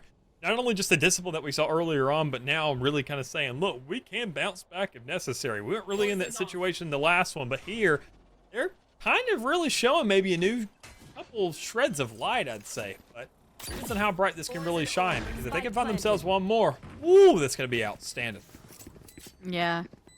I mean, they'll basically break the economy for Gothic Knights, set themselves right for at least that 9th, and then it's just kind of a repeat, making sure you can keep this comeback alive. Unfortunately, though, 5v3 here for UNO Black, showing no signs of life. I mean, even with this Hunter's Fury, they know exactly where the player is, and they're the last alive. Luckily alive, because Joker got a 2K off of that. A 1v1, and what seemed like it would be a resounding Gothic Knights round success has found UNO Black their map point. faltering. That was the round you needed, quite frankly. No, I mean, yeah. not just for the sake of economy, seeing how things are still kind of a little bit iffy and all over the place for these guys, knowing that still they have to force up whatever they can. They don't have the luxury of holding on to stuff. They didn't really invest anything in that last round. I understand that you feel comfortable. You know you have the lead in terms of man count, so you don't really invest in ultimate or anything, but still, knowing that you can kind of spread these things out on, back and forth, I think it's still feasible to say, or at least acceptable to understand that you can play those in those situations to kind of make sure as a guarantor to get around. We saw that on Breeze when they were ahead, but when they're behind, that's something we got to really take note of that they may be afraid to do. Now, it does look like Gothic Knights are the ones who are afraid here, not really wanting to take these initial duels, wanting to play more for the retake attempt. Sync trying to be that final kind of guaranteer that you've mentioned for the team, gets dropped really early on, and now you see the interaction of these ultimates. The lockdown to try and deny the space gained by the pit. Unfortunately, I don't think the barrier, the edge of it, was covered, so they keep the pit up, they keep the barrier orb up, and they get the recharge on the initiator collection of information. So they should still be good for a solid plant. Nice patience here. Even Snoopy Lover adding frags on. Lying here. 30 seconds on the clock. I mean, we have been sitting these same left. exact stances for at least, I want to say, 25 seconds. And it looks into almost a minute with just more ultimates being funneled out, more delay going down, and on a round to where you're just trying to really just get desperate for whatever you can really surmount to, and it just seems to be nearly nothing. 13, 12, clock keeps going. Spike's got to 10 go down. I seconds think it most definitely will, but if you throw at least 3 players on, 1 player off, make sure you hit that spike, make sure it's delayed. That's all you need. Run away, and you win this thing out. I mean, 1 second for 4 kills, a little hefty of an ass. Drizzle only able to get 1. Suerte good for the trade, and Suerte definitely describes the situation they are in. Getting lucky, getting to now fight for the 9th in this 21st round, and it's just, they are fighting tooth and nail, Mick. They definitely are. I love to see it. Knowing that still we're at match point, Black, sure, things have happened, but I mean, look at that last half still. 5 rounds surmounted in a row for NJCU. So they know they've done it before, they can do it again. And even then, if they just didn't falter that 1 round in what could have been a trending topic, to just make sure to find some equilibrium and break that tie before they even reach this 12-round threshold, you're saying, well, we didn't have to go to overtime then, but that's the price we pay now. I mean, that's how you look at it. Not, oh my goodness, we're going to lose this map and now it's kind of by a smaller margin. It's saying, instead of just winning it, it's now going to be guaranteed overtime. You just get 2 more rounds and reps to go through. But still, that's a positive outlook. Realistic outlook is you got to get there first. And 4 more rounds are sitting in your way. And with the buys at hand, it's doable. So you just got to make it work. I feel like you're cursing them, because the last time I said you just have to do something, they got thriftied by Gothic Knights here. So we'll see if a similar cast curse comes into fruition. But for now, I mean, that 1 frag putting them on the right side of history. 4v5 now in the mix for UNO Black to come back from. I like where the Killjoy is, slipping it by the alarm bot here, trying to deposit themselves in kitchen, try and make a similar success to Sync of ways back. Joker. 30 seconds left. Yeah, the timing. Ooh, this turret's gonna be a pain. It's interesting that they want to challenge this Viper's pit, though. Ooh. Well, the rest of the team's just gunning it onto A, and don't that was know. finally made there. Good exchanges, though, all things Spike considered. planted. UNO Black to get that spike down. Retake is underway, and this is it right here. Once again, make or break territory. We're going to say this every single round for NJCU until this map comes to a conclusion. I thought Swahili might have had the spike denial there. I mean, only 15 seconds left, but as you mentioned, 3v3 now unfolding. A lot of utility used on that A site. Good Don't look position up from here. Sync, though. Might just be the hero play to end the map, but Justin, the shot to line, Drizzles, reposition, and Brownie's shots are going to come out to troop them all. To keep, again, Gothic Knights in this. Feels really good. These are those situations where you're kind of, where the rest of the team really starts to get the idea, to where you hate, what's worse than being in a 1vx scenario? having that in match point also be kind of on the line here for yourself. Sure, everybody died before you, but if you end up losing the game, it's like, oh, you could have won that. You could have clutched it, been the hero. You shouldn't have to be in that point in the first place. And Brownie, I'm sure, kind of took that to heart and said, I can win this 1v1, but if you kind of push this site with me, that's how we're going to get this job done. And that's what I'm saying, just kind of waiting it out. NJCU already doing that for the entirety of that last match, and now doing it right here, still again. Pushing together to some degree, and it's actually UNO Black who's now starting to finally funnel in one by one and kind of handing these rounds on a silver platter to some degree. Yeah, I was very concerned this was about to end in a thrifty, but thankfully Justin reels it back in, doesn't allow that funnel point to become unchecked, instead using it as a choke point to now force out the 1v3 from Snoopy Lover, with only the operator as well having to swap out now for the Spectre to try and at least have some semblance of a legitimate attempt at this clutch. 1v3, spike down under tube. Player's already gone ahead and called it out. You got two initiators just scanning each other out. Info, shocks, whatever you can. Just invest in their entire kit. And while credit to you, it's going to be an easy closure there for the side of NJCU. So reaching double digits, it's been a very scary road to get to this point, but you know that this is kind of a final countdown territory now. Only two more rounds in between you and them. And, well, they're going to kind of be over the place. This round right here is basically your final round, as I mentioned earlier, because it's just a back and forth. It's the actual round, it's an anti-eco, then it's the actual round, anti-eco. So you got the pleasure and kind of the entire insurance and just kind of that breath of relief knowing that, okay, this could be it. What do they have to work with? Well, that's where things really change up. Hunter's Fury, Resurrection, one off from a lockdown, but sure as heck ain't got a jet. Well, so that's already one out the gate, and you haven't even touched sight yet. That's a big button press. Yeah, I mean, that operator hasn't been in the right place at the right time much, but that round definitely is a great early resurrection instead of a post-plant one to bring a plethora of utility back online that could cause you issues on a retake.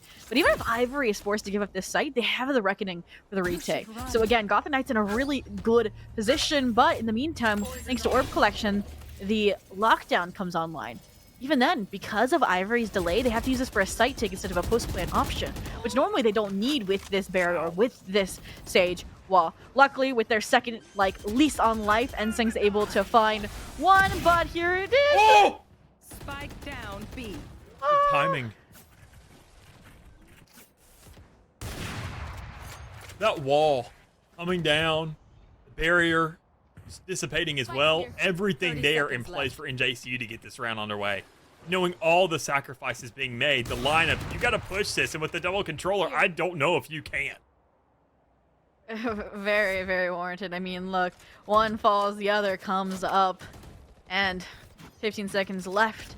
I mean, just the delay power from Gothic Knights has been so fruitful. Now you have to get aggressive. Now Drizzle has to pave the way. And oh my goodness, spray transfer from Justin might just send them into their 11th point. And last Joker, oh my god, seconds away from disaster. Joker. My heart almost just stopped. Swing that. I cannot be that close, bro. The fact he won that fight, too. It's, understandable to a certain degree, but even then, that wasn't the last round. You gotta carry these guns over.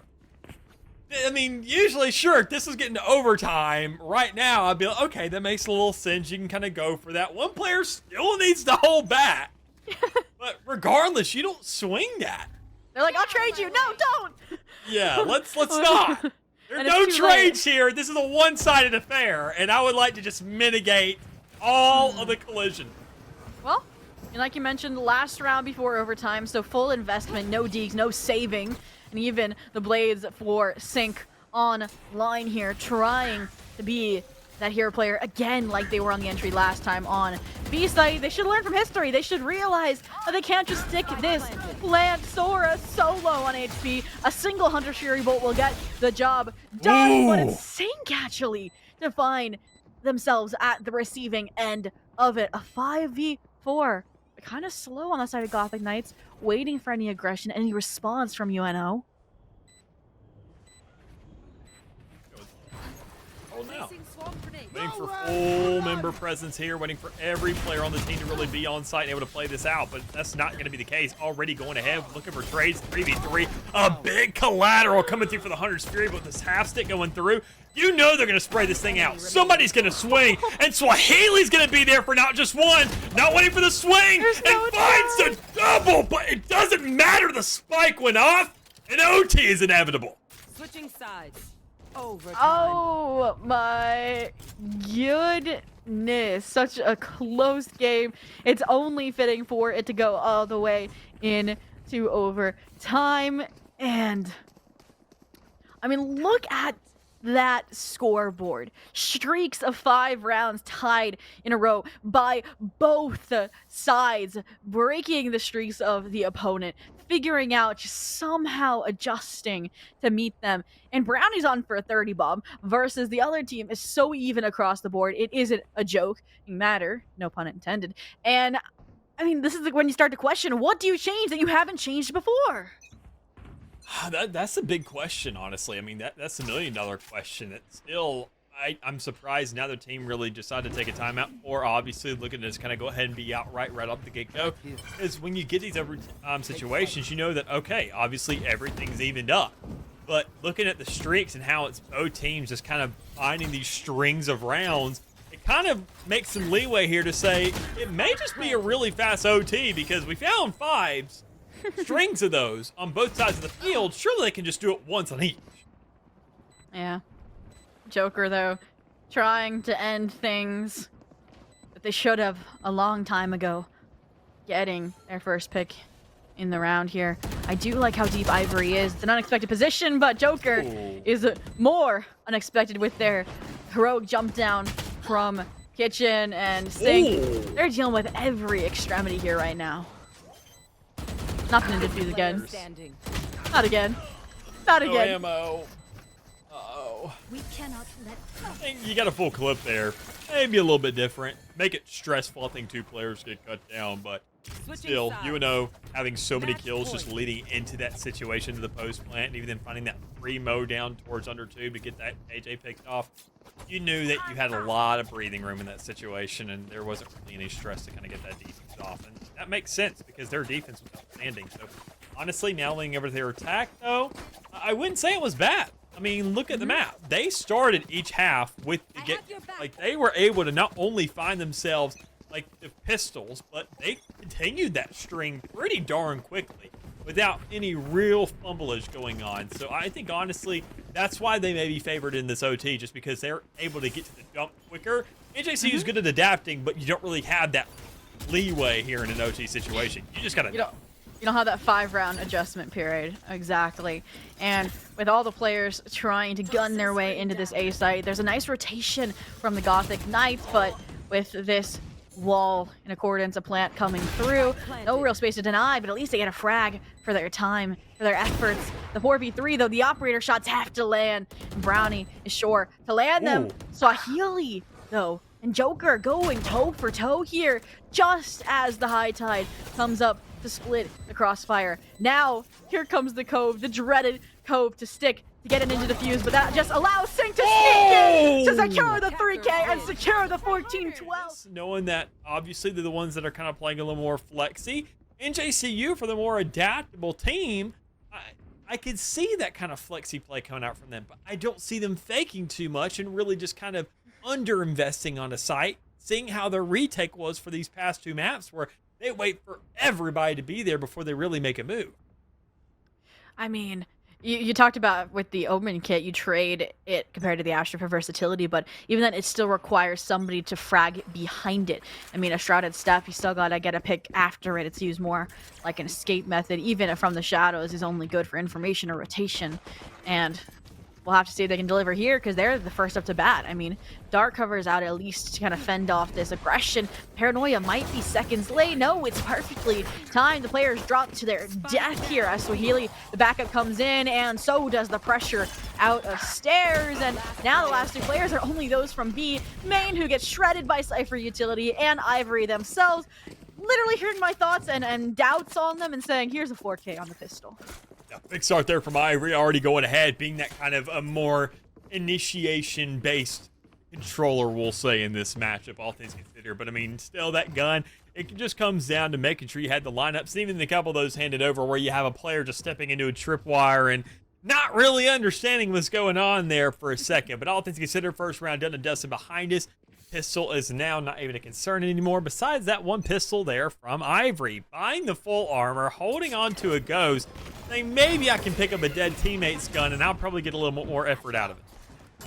Oh, who is going to get plenty of action here are these players here on ramps, literally mowing one down after the other, but sometimes the right-click RNG is better than the Stinger, better than the Guardian, and it quickly, starkly upgrades the arsenal on the side of the University of Nebraska Omaha. The regroup as well coming through versus the players on the side of the Gothic Knights, divided here on opposite sides of the map. Oh? Understand the fault line, see it there, the aftershock coming through, and it's just an easy call to say, oh, somebody's there towards A main. That's an easy shot to make, and considering how lit everybody is, the calls have been made. The info is known that some of these guys are one shot. The amount of ego going to come through from these two collectively is going to be disgusting. Yeah, I mean, even getting the plant down, though, is beneficial here for UNO Black. They're trying to take the team effort, but that's just the lineup to expedite the end of the round. Even then, only walking away with two of these expensive buy-up weapons for the side of the Gothic Knights could take its toll here in the third round and should kind of set the facts straight for UNO Black to get their first round on the board. We are going to see that Vandal buy-up, likely a result of some of those lighter investments like the Ghost, but the other side of things, as aforementioned, full buys coming out because they got that plant money down. No light shields across the board. Big investments here coming through for UNO Black, but when you expect here for third round, you kind of have to win this thing. It's an all or nothing kind of approach, and considering that even then NJCU were going for that weird investment to see where we saw a couple of rifles maybe being put into the mix, they opt to not go for that. So once again, we talk about discipline earlier on in terms of how they pace themselves. Also like the sake of discipline in terms of the buys. Not really going too crazy here, going for a little more of a, like a thrifty, weird kind of half buy setup for the majority of the team. It could end up working for them, just knowing the kind of utility they have to work with. I mean, but this is the first time we could truly see the Judge shine. We saw it, obviously, in the Viper's pits on Icebox, on Breeze, but these choke points can be deadly if not dealt with accordingly. Suerte going to play the distractor here, potentially, with the Deagle. Maybe try and pick off the loose ends if Snoopy Lover gets caught with utility. Out. Darkroom trying to bail them out, but no, the trade coming through, and as the rest of the team flees, that will be a weapon upgrade here for Suerte. They're not going to get the Vandal, they're going for the Judge because they realize how fast this pivot into the A side is, and Justin just has to retreat for now. Yeah. Or at least attempt. It's kind of awkward here from both sides, all things considered, back and forth, and even then with the guns coming through and the purchases coming out from the side of UNO Black, knowing that even then the kills are going on the side of NJCU. This stance is going to be insurmountable thus 30 far. seconds left. Great hold, Spike still taking control of, and you got to know that Suerte's there. The Judge kill was made, the drop 35. was heard. Okay, but Spike's in front of them. 35 HP and no shield. They break it with a classic. They actually pick up the rifle. And okay, they get the 3K, they get the round, but I mean, that could have been overstepping a little bit, but I mean, they probably got the comment from their team, knew they were confident in their abilities, and again, a messy round. These rounds are so close, yet they still are going in favor of the Gothic Knights. Well, here, all things considered, I mean, what we had going out from NJCU, seeing the kind of start they had over and over again these last two maps, didn't really have that many pistol rounds over the course of this entire series. But to start things off, not only getting themselves a pistol round, but better yet, doubling down, then even then tripling down and finding themselves a little bit of an iffy buy and still coming out on top there. This is that map where you can really find the value of your utility just because of how close quartered a lot of these encounters are, and you're not really forced, like we saw in Breeze, to really take these long fights. Well, Boy is forced to take a fight right at the gate. Brownie, Judge, quite literally chasing them down here temporarily, but as they escape to their teammates, the real goal, the real pivot to the B side now underway. Ivory getting the chance to shine here again from this Raptor position, but the Stinger proves superior, now leaving the guilt to Swahili, and they cannot bear it either. So a 5v3 as the B site is swarmed by players. Even then though, this Astrolord that I mentioned could be huge in the post-plant scenarios coming into fruition as they're tucked away in mail. Oh, they know. Last player standing. Oh, but they don't know it's a judge. I knew a player was there. Didn't know what gun they were really dealing with, and judge is something you don't really expect too much of. But hey, free upgrade. Not free, pretty expensive. Not nearly as expensive as the actual gun itself. On it from the upgrade of a judge into a vandal, but still a good understanding of the situation at hand here. Justin, got to give the props. Even though your entire team has money from winning that last round, it makes sense to go ahead, wait things out, save here, and just kind of hand that thing over. Take a tiny little time out with the rest of your team to say, what have we done right so far? How well have we played this? Because, I mean, it's looking pretty good. What can you do to kind of keep that momentum strolling and find yourself a couple more, knowing that, well, there's somewhat of an actual even playing grounds here on the field? I mean, it could be more even than the economy we're seeing here. It's interesting that the Gothic Knights are considering these lighter buys as well. So Healy really taking the brunt or the short end of the stick in terms of the weapon they will be able to afford versus the side of the University of Nebraska Omaha. They've started to build up these key execution ultimates. And I like the fact that they're going to take them to a more decisive A hit. But then again, they have to get past the Seekers here ramps. They have to get past the Rays and this high-low setup that they have. And even, well, just, oh, that's a team ult. That's gotta hurt. Yeah, that's awkward. Really awkward.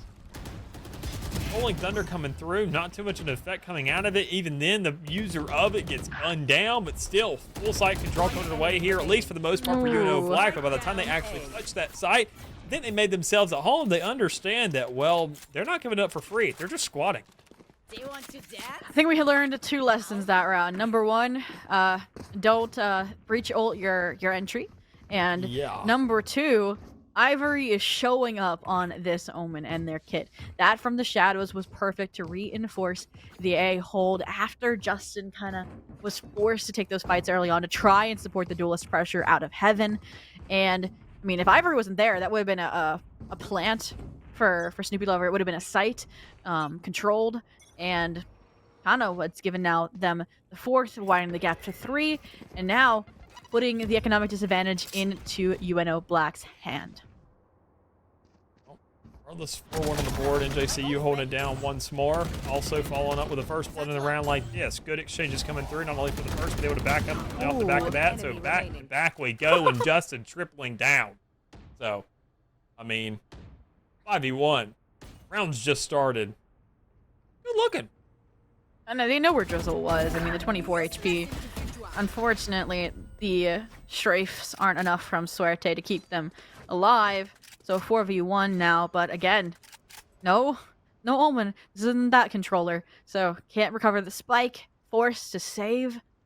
And it's another round, very strong round at that from the Knights. Holding things out, sitting in spawn.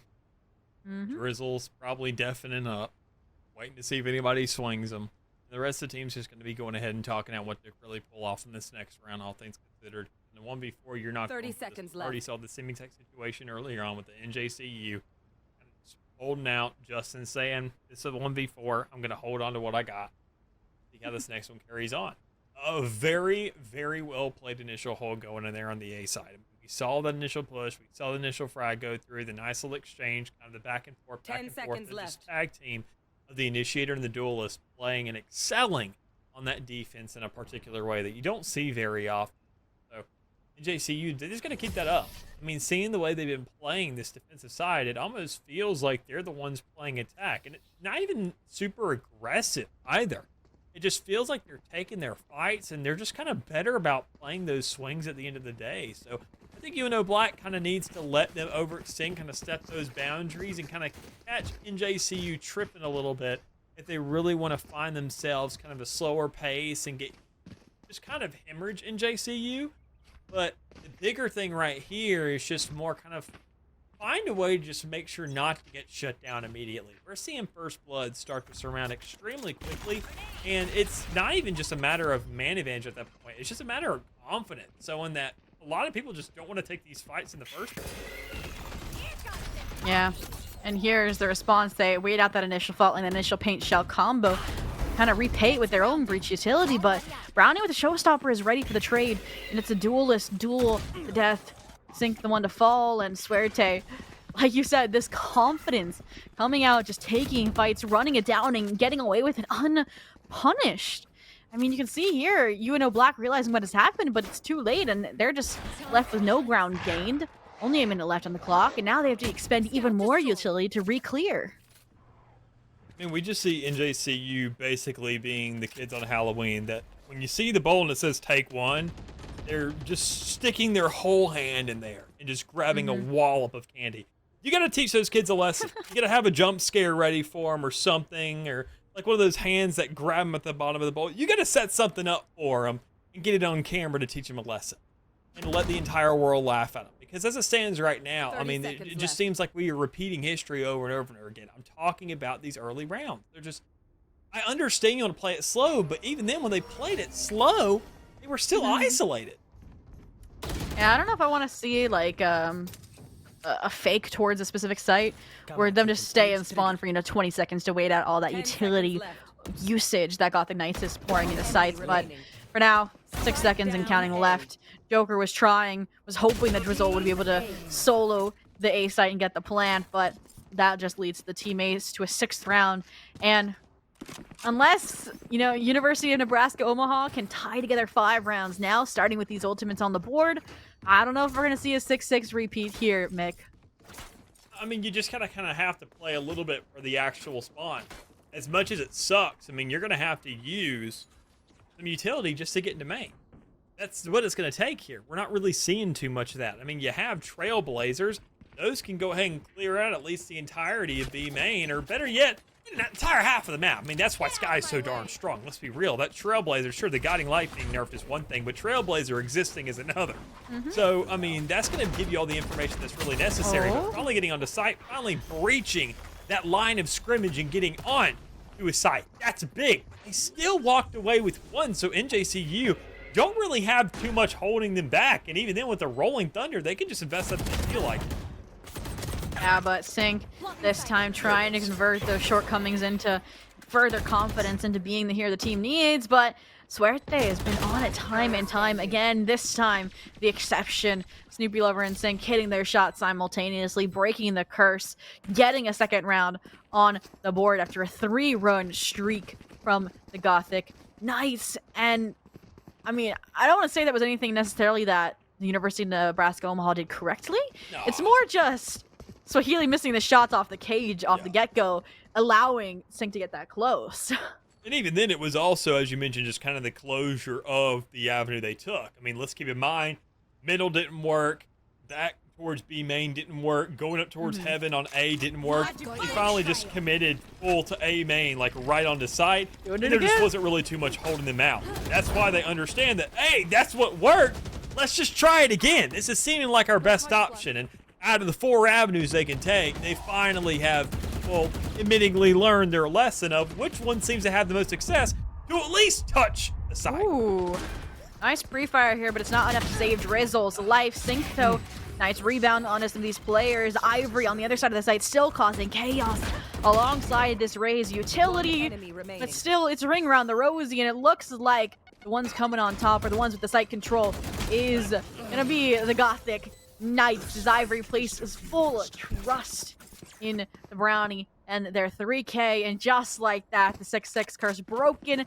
Gothic Knights claiming a lead even before the sides swap.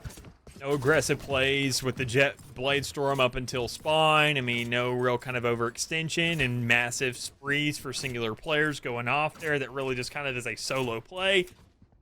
It was just NJCU saying, okay, we're kind of ready for it this time. You didn't overextend. We were able to kind of set up once more. We were able to take these fights on our terms. And even then, I mean, even as crazy as it may have been in the actual moment, NJCU, that confidence aspect of just winning these gunfights is just really starting to surmount into a bigger lead for them. So that's another round to work with. 7-2 on the board. Another push to the A main. They say this is what's worked for them so far. So if it ain't broke, you'll at least get on site. If it's your best option, don't fix it.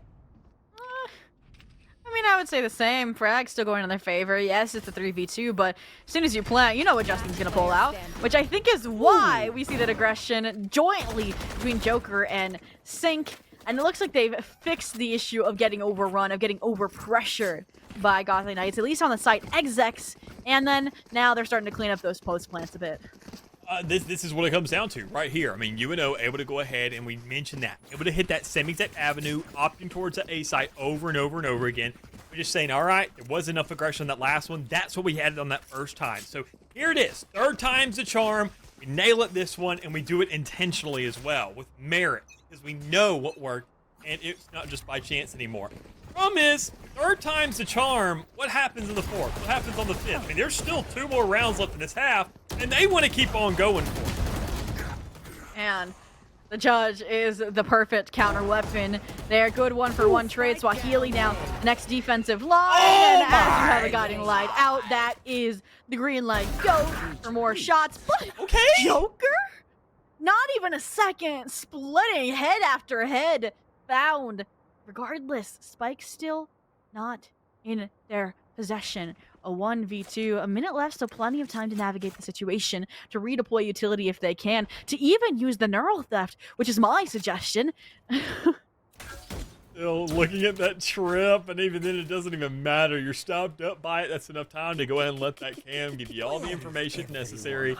Neural theft, as you mentioned, going off. Players are going to be sniffed out to say, oh, well, they're on site. Something we already knew, but we weren't sure if anybody was going to be holding in that elbow or on that back corner. So doubling down, 50-50 on the screen. Is somebody going to swing it? Yeah, it's Suerte. Not with the flash, just with a gun. Big clean kill to back it up. 8-3 on the board here for NJCU. Once again, just making sure to play this out. And I'm curious, do we go back to the A site? The poll says no! Finally swapping it up once more, trying that B site, because honestly, you gotten those muscle tendencies kind of thrown in there. UNO hitting A over and over and over again. NJCU realizing this may be our weaker side because we've just kind of given this thing up. Maybe we're going to be ready for it this time, and that's when the switch up comes around, and I'm loving the timing and the counterplay on this. And even NJCU's been Pavloved into the A site, investing a showstopper right out the gate, expecting that exec to come through. And now the rest of the players left scrambling to the B site, where a Rolling Thunder is in their phase. They're going to have to play the 5-on-5 retake. And Sync is taking full advantage of the space gained by the concussed. And even deeper space now, as Joker takes Ivory out of the picture, and Sync has been missed, but Suerte hasn't missed it, and just like that was a fluid site take is a fluid retake. It's now a 4v2, and every player, Suerte and Justin, the initiator duo of the day, will end things in a 9-3, making it the perfect time to ask Nick, since it's our first time casting together. Do you believe in the 9-3 curse? No, Switching sides. I don't. No? I've always thought it's always a thing. I mean, it's more just a setup of the economics from Pistol and then losing after. That's really what it comes down to. Because 9-3, it's literally more of a mental thing. Just purely because teams now know about it and they just get so desperate not to get into that hole. That's when they end up getting into that hole. I mean, I will be the 9-3 supporters in chat. I will be the copium that the University of Nebraska Omaha needs. I'm not already here. I mean, okay, think about the comeback that was getting staged by Gothic Knights on Icebox. Like, I could see a similar kind of change from the University of Nebraska Omaha. In my eyes, Astra's a stronger defensive controller than Omen is. I mean, you typically see, a solo Astra on the B site while your Cypher anchors A, or they can even help your initiator mid like they're doing now, which is exactly where the Gothic Knights is headed. So, first trial awaits, and Snoopy Lover is the first victim. That's the one thing you didn't mention. Freddy's disgusting. So, that's just, I don't know. I think it may just be a duel of stim. We'll see, though. Because Ivory, obviously, with the 4K starting off in that last pistol round, not really finding anything just yet in this one, but still, Brownie able to play it out, at least to some degree, pushing up and getting aggressive enough to kind of go ahead and maybe overextend up for debate, but still, taking that screen's control, finding this pick, and you know that the sheriff is up for grabs on that elbow. Just getting damage, all that really matters here. In a 2v2, at the end of the day, clock is ticking, comes down to the closure, whether or not you can find these kills, and it is drizzle You mentioned the Astra utility being stronger on defense. Well, if Drizzle's gun is that much better, that'll also go pretty good far away, I'd say. I mean, you couple the breach utility and the nice shots hit by Drizzle with Sync hearing what you were praising Brownie for as the duelist diff, and they hit some deagle shots from out of left field, and suddenly, I mean, they get the pistol. Now they just gotta work back up. I mean, I'm not gonna say anything because I don't want to caster curse it, but I'm interested in how this outlaw is gonna fare here. I mean, it's a good defensive weapon if they don't smoke out screens, but they have an omen. And you're going to be placing it in ramps where no players are, so you're going to be weaker here on the retake. Like, it's not even mid where, you know, the Sky and the Astar are playing either. Even then, I mean, Sync is so acclimated to just buying these snipers. And I understand you have a strength there, but you gotta go for a different approach here, all things considered. Ouch. The extent's already from Brownie. That's a bulldog to pick up. And then you just overwhelm the rest of the site. Joker's able to find one back towards mid, but even then, you're not even worried about that part of the map anymore. You're okay with taking those sacrifices you have sight, and you've at least surmounted something here. So that outlaw we mentioned is almost kind of the same exact gamble as what you see with an operator on any other round. Yeah, I do like the breach having the discipline to wait and now reflood the site with the team. So you have these flashes, you have these stuns, but Ivory has the hero rifle, the trophy gained from that site today. Nice wraparound, but the lineups, and they all fall like dominoes. A 2v1 here. Sora left to deal with the wraparound here in heaven, and there's so many I'll angles do to it watch. again. Wait, you're kidding. You're joking. You have to be. Okay. Whoa. Brownie with the thrifty off of the deagle, and double digits secured. Hey, another big thing for the 9-3, I think, is always, this is usually what I do. I don't believe in 9-3 too much, but good God, do I believe in double-digit checkpoint chokehold. That's what I call it. Is so many teams, it's not about kind of the comeback of a 9-3. It is about the choke at a 10-round threshold that you see from a lot of teams. Like, once they hit 10, it's always like if you look at historically, that's usually what it is. They get choked out at 10. They don't stop at 9. They get 10 and just stop. Like, after that third round, they just never know how to find another one. So I think always that 10th round, that final countdown, is a lot more impactful. Oh, we'll see if they can find the impact here, even things back to a 4-on-4. Brownie trying to pave the way here in heaven for the breach utility, not having any of it, able to finish the job there. But, I mean, the damage has been done. A 2v3 with the Sky this low. Can't regrowth yourself. And how do you retake this? Yeah, that's sure. Who knows? Probably asking that same thing. Knowing the guns aren't really favoring them here. You're gonna have to play more back towards screens, but even then they swing out of the smoke. You get a player wrapping you, going right back up towards heaven, wanting to fight you and just get thirsty for these kills and those ultimate points. You just don't have much of an option. So knowing that now you've crossed that 10-round threshold, you're sitting on 11, and 11's where you're kind of right back to smooth sailing. You're in that 3-2-1 property of the 10-round, but in 11, the perspective, the mental of Valorant players changes immediately. Like, you could probably go through behavioral studies of this, of how much stress is lifted off their shoulders when they see that, because they know they're only one off a match point. You could just save ultimates all day and just say, whew, we at least got overtime. I mean, we saw that on Breeze, so it makes sense for them to bring it back here. And now, looks like they're in such a defaulted play. It's so different from how University of Nebraska Omaha approached their attacks last half. And it just forces, you know, additional utility. It forces these over rotations to come out. I mean, you can already see it. Sync on their way to reinforce the breach when Spikes, I mean, still down in market. Slow and steady here for a start. A little bit awkward, I'd say, for NJCU considering what we're used to, but because they're looking for a default across the map. We talk about the kind of versatility of having an omen, being able to kind of play off themselves to a certain degree and be a little more of an actual lurker, capable player. And right up the middle, if Ivory's shooting like that, like we've seen over the course of this game, you really can't blame him for trying to go for it again. But speaking of going for it again, the double swing from Sync and Drizzle out of mid.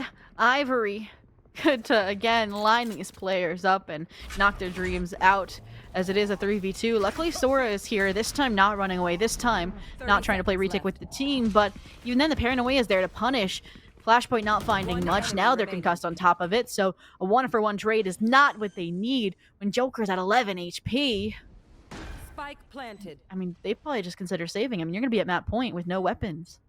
You're definitely not fighting this under any circumstances. Maybe, unless you're Joker, maybe. You'd be looking for exit. Just even then, inching towards sight, scary enough. I'm sure Joker probably is assuming that the call is made, that they're low. They're gonna probably be going head hunting in a situation like this. You're Yeah. be rushing down around the map, so you're trying to find that lap around and hold relatively close to the site rather than across the map. But NJCU, that discipline we talked about, once again showcased. They don't really care all that much. They say it's just one player. They're not going to really have buys in the next round. 3 ultimates to work with on the attacking side. One of those being a showstopper. That, I mean, Match whatever. point. Let them keep it. Yeah. And, I mean, the only saving grace here for the University of Nebraska Omaha this round, I would say, is those blades from Sync. We've seen them work out before. They're going to pair it here with the Judge. So they have, you know, a close quarters combat play, a long-range play. And, I mean, I feel like the Knives have been a hit or a miss. So we really need that explosive energy to come out here from them if they want to continue here, especially when the buy is a little rough around the edges otherwise. I do like this stack though on the B site. They know that UNO is going to be weak, and they're hitting it where it hurts. Showstopper in, trying to find the Cypher. The cage is a good bet, and it is all aces. So that's a 4-on-4 retake now. Spike planted. And I'm concerned just to see what this kind of escape looks like more than anything else. No! Already, Sync on site able to get one, but already the heaven control coming away from the other players. Rolling Thunder's online. 2v3. This making the ultimate seem like the most feasible plan. It is if you're ready for the aggression coming through. A very, very good hold coming out there from the side of UNO Black to keep this game alive. A big investment from all the NJCU players, but not really too much of an investment considering that you know you got 7 rounds or at least 6 to get them all back online again. Yeah. I mean, they waste out the ultimates on the side of NJCU. They get the round. They basically trade them away. I mean, they didn't have Neural Theft last round. Now they have it. They didn't have Rolling Thunder. Now they have it. And it is all off of Sora and that aggression into B main, narrowly avoiding it. And I mean, even a nice little flick from Sync on site with the blades. So they live to fight another round, but they need 7 more of those. You gotta get them pretty cleanly too, all things considered. I mean, you look at these rounds, obviously you get the strand over and over again, but I mean, if you lose, players are gonna be forcing over and over again more than anything else. And still, with Brownie here on the floor and players pushing up, it just may not even matter too much. Still taking one down from the grave. Array's doing what they do best, leaving a lasting impression, and even then, better yet, a free site right behind it. Spike planted. Yeah. Rolling Thunder, but I mean, nobody's home. And it doesn't matter. The Oh my 1v4 for Sora here, and they're going to get swung by Suerte. The confidence that started it all, the end of it all, and a dominant 13-5.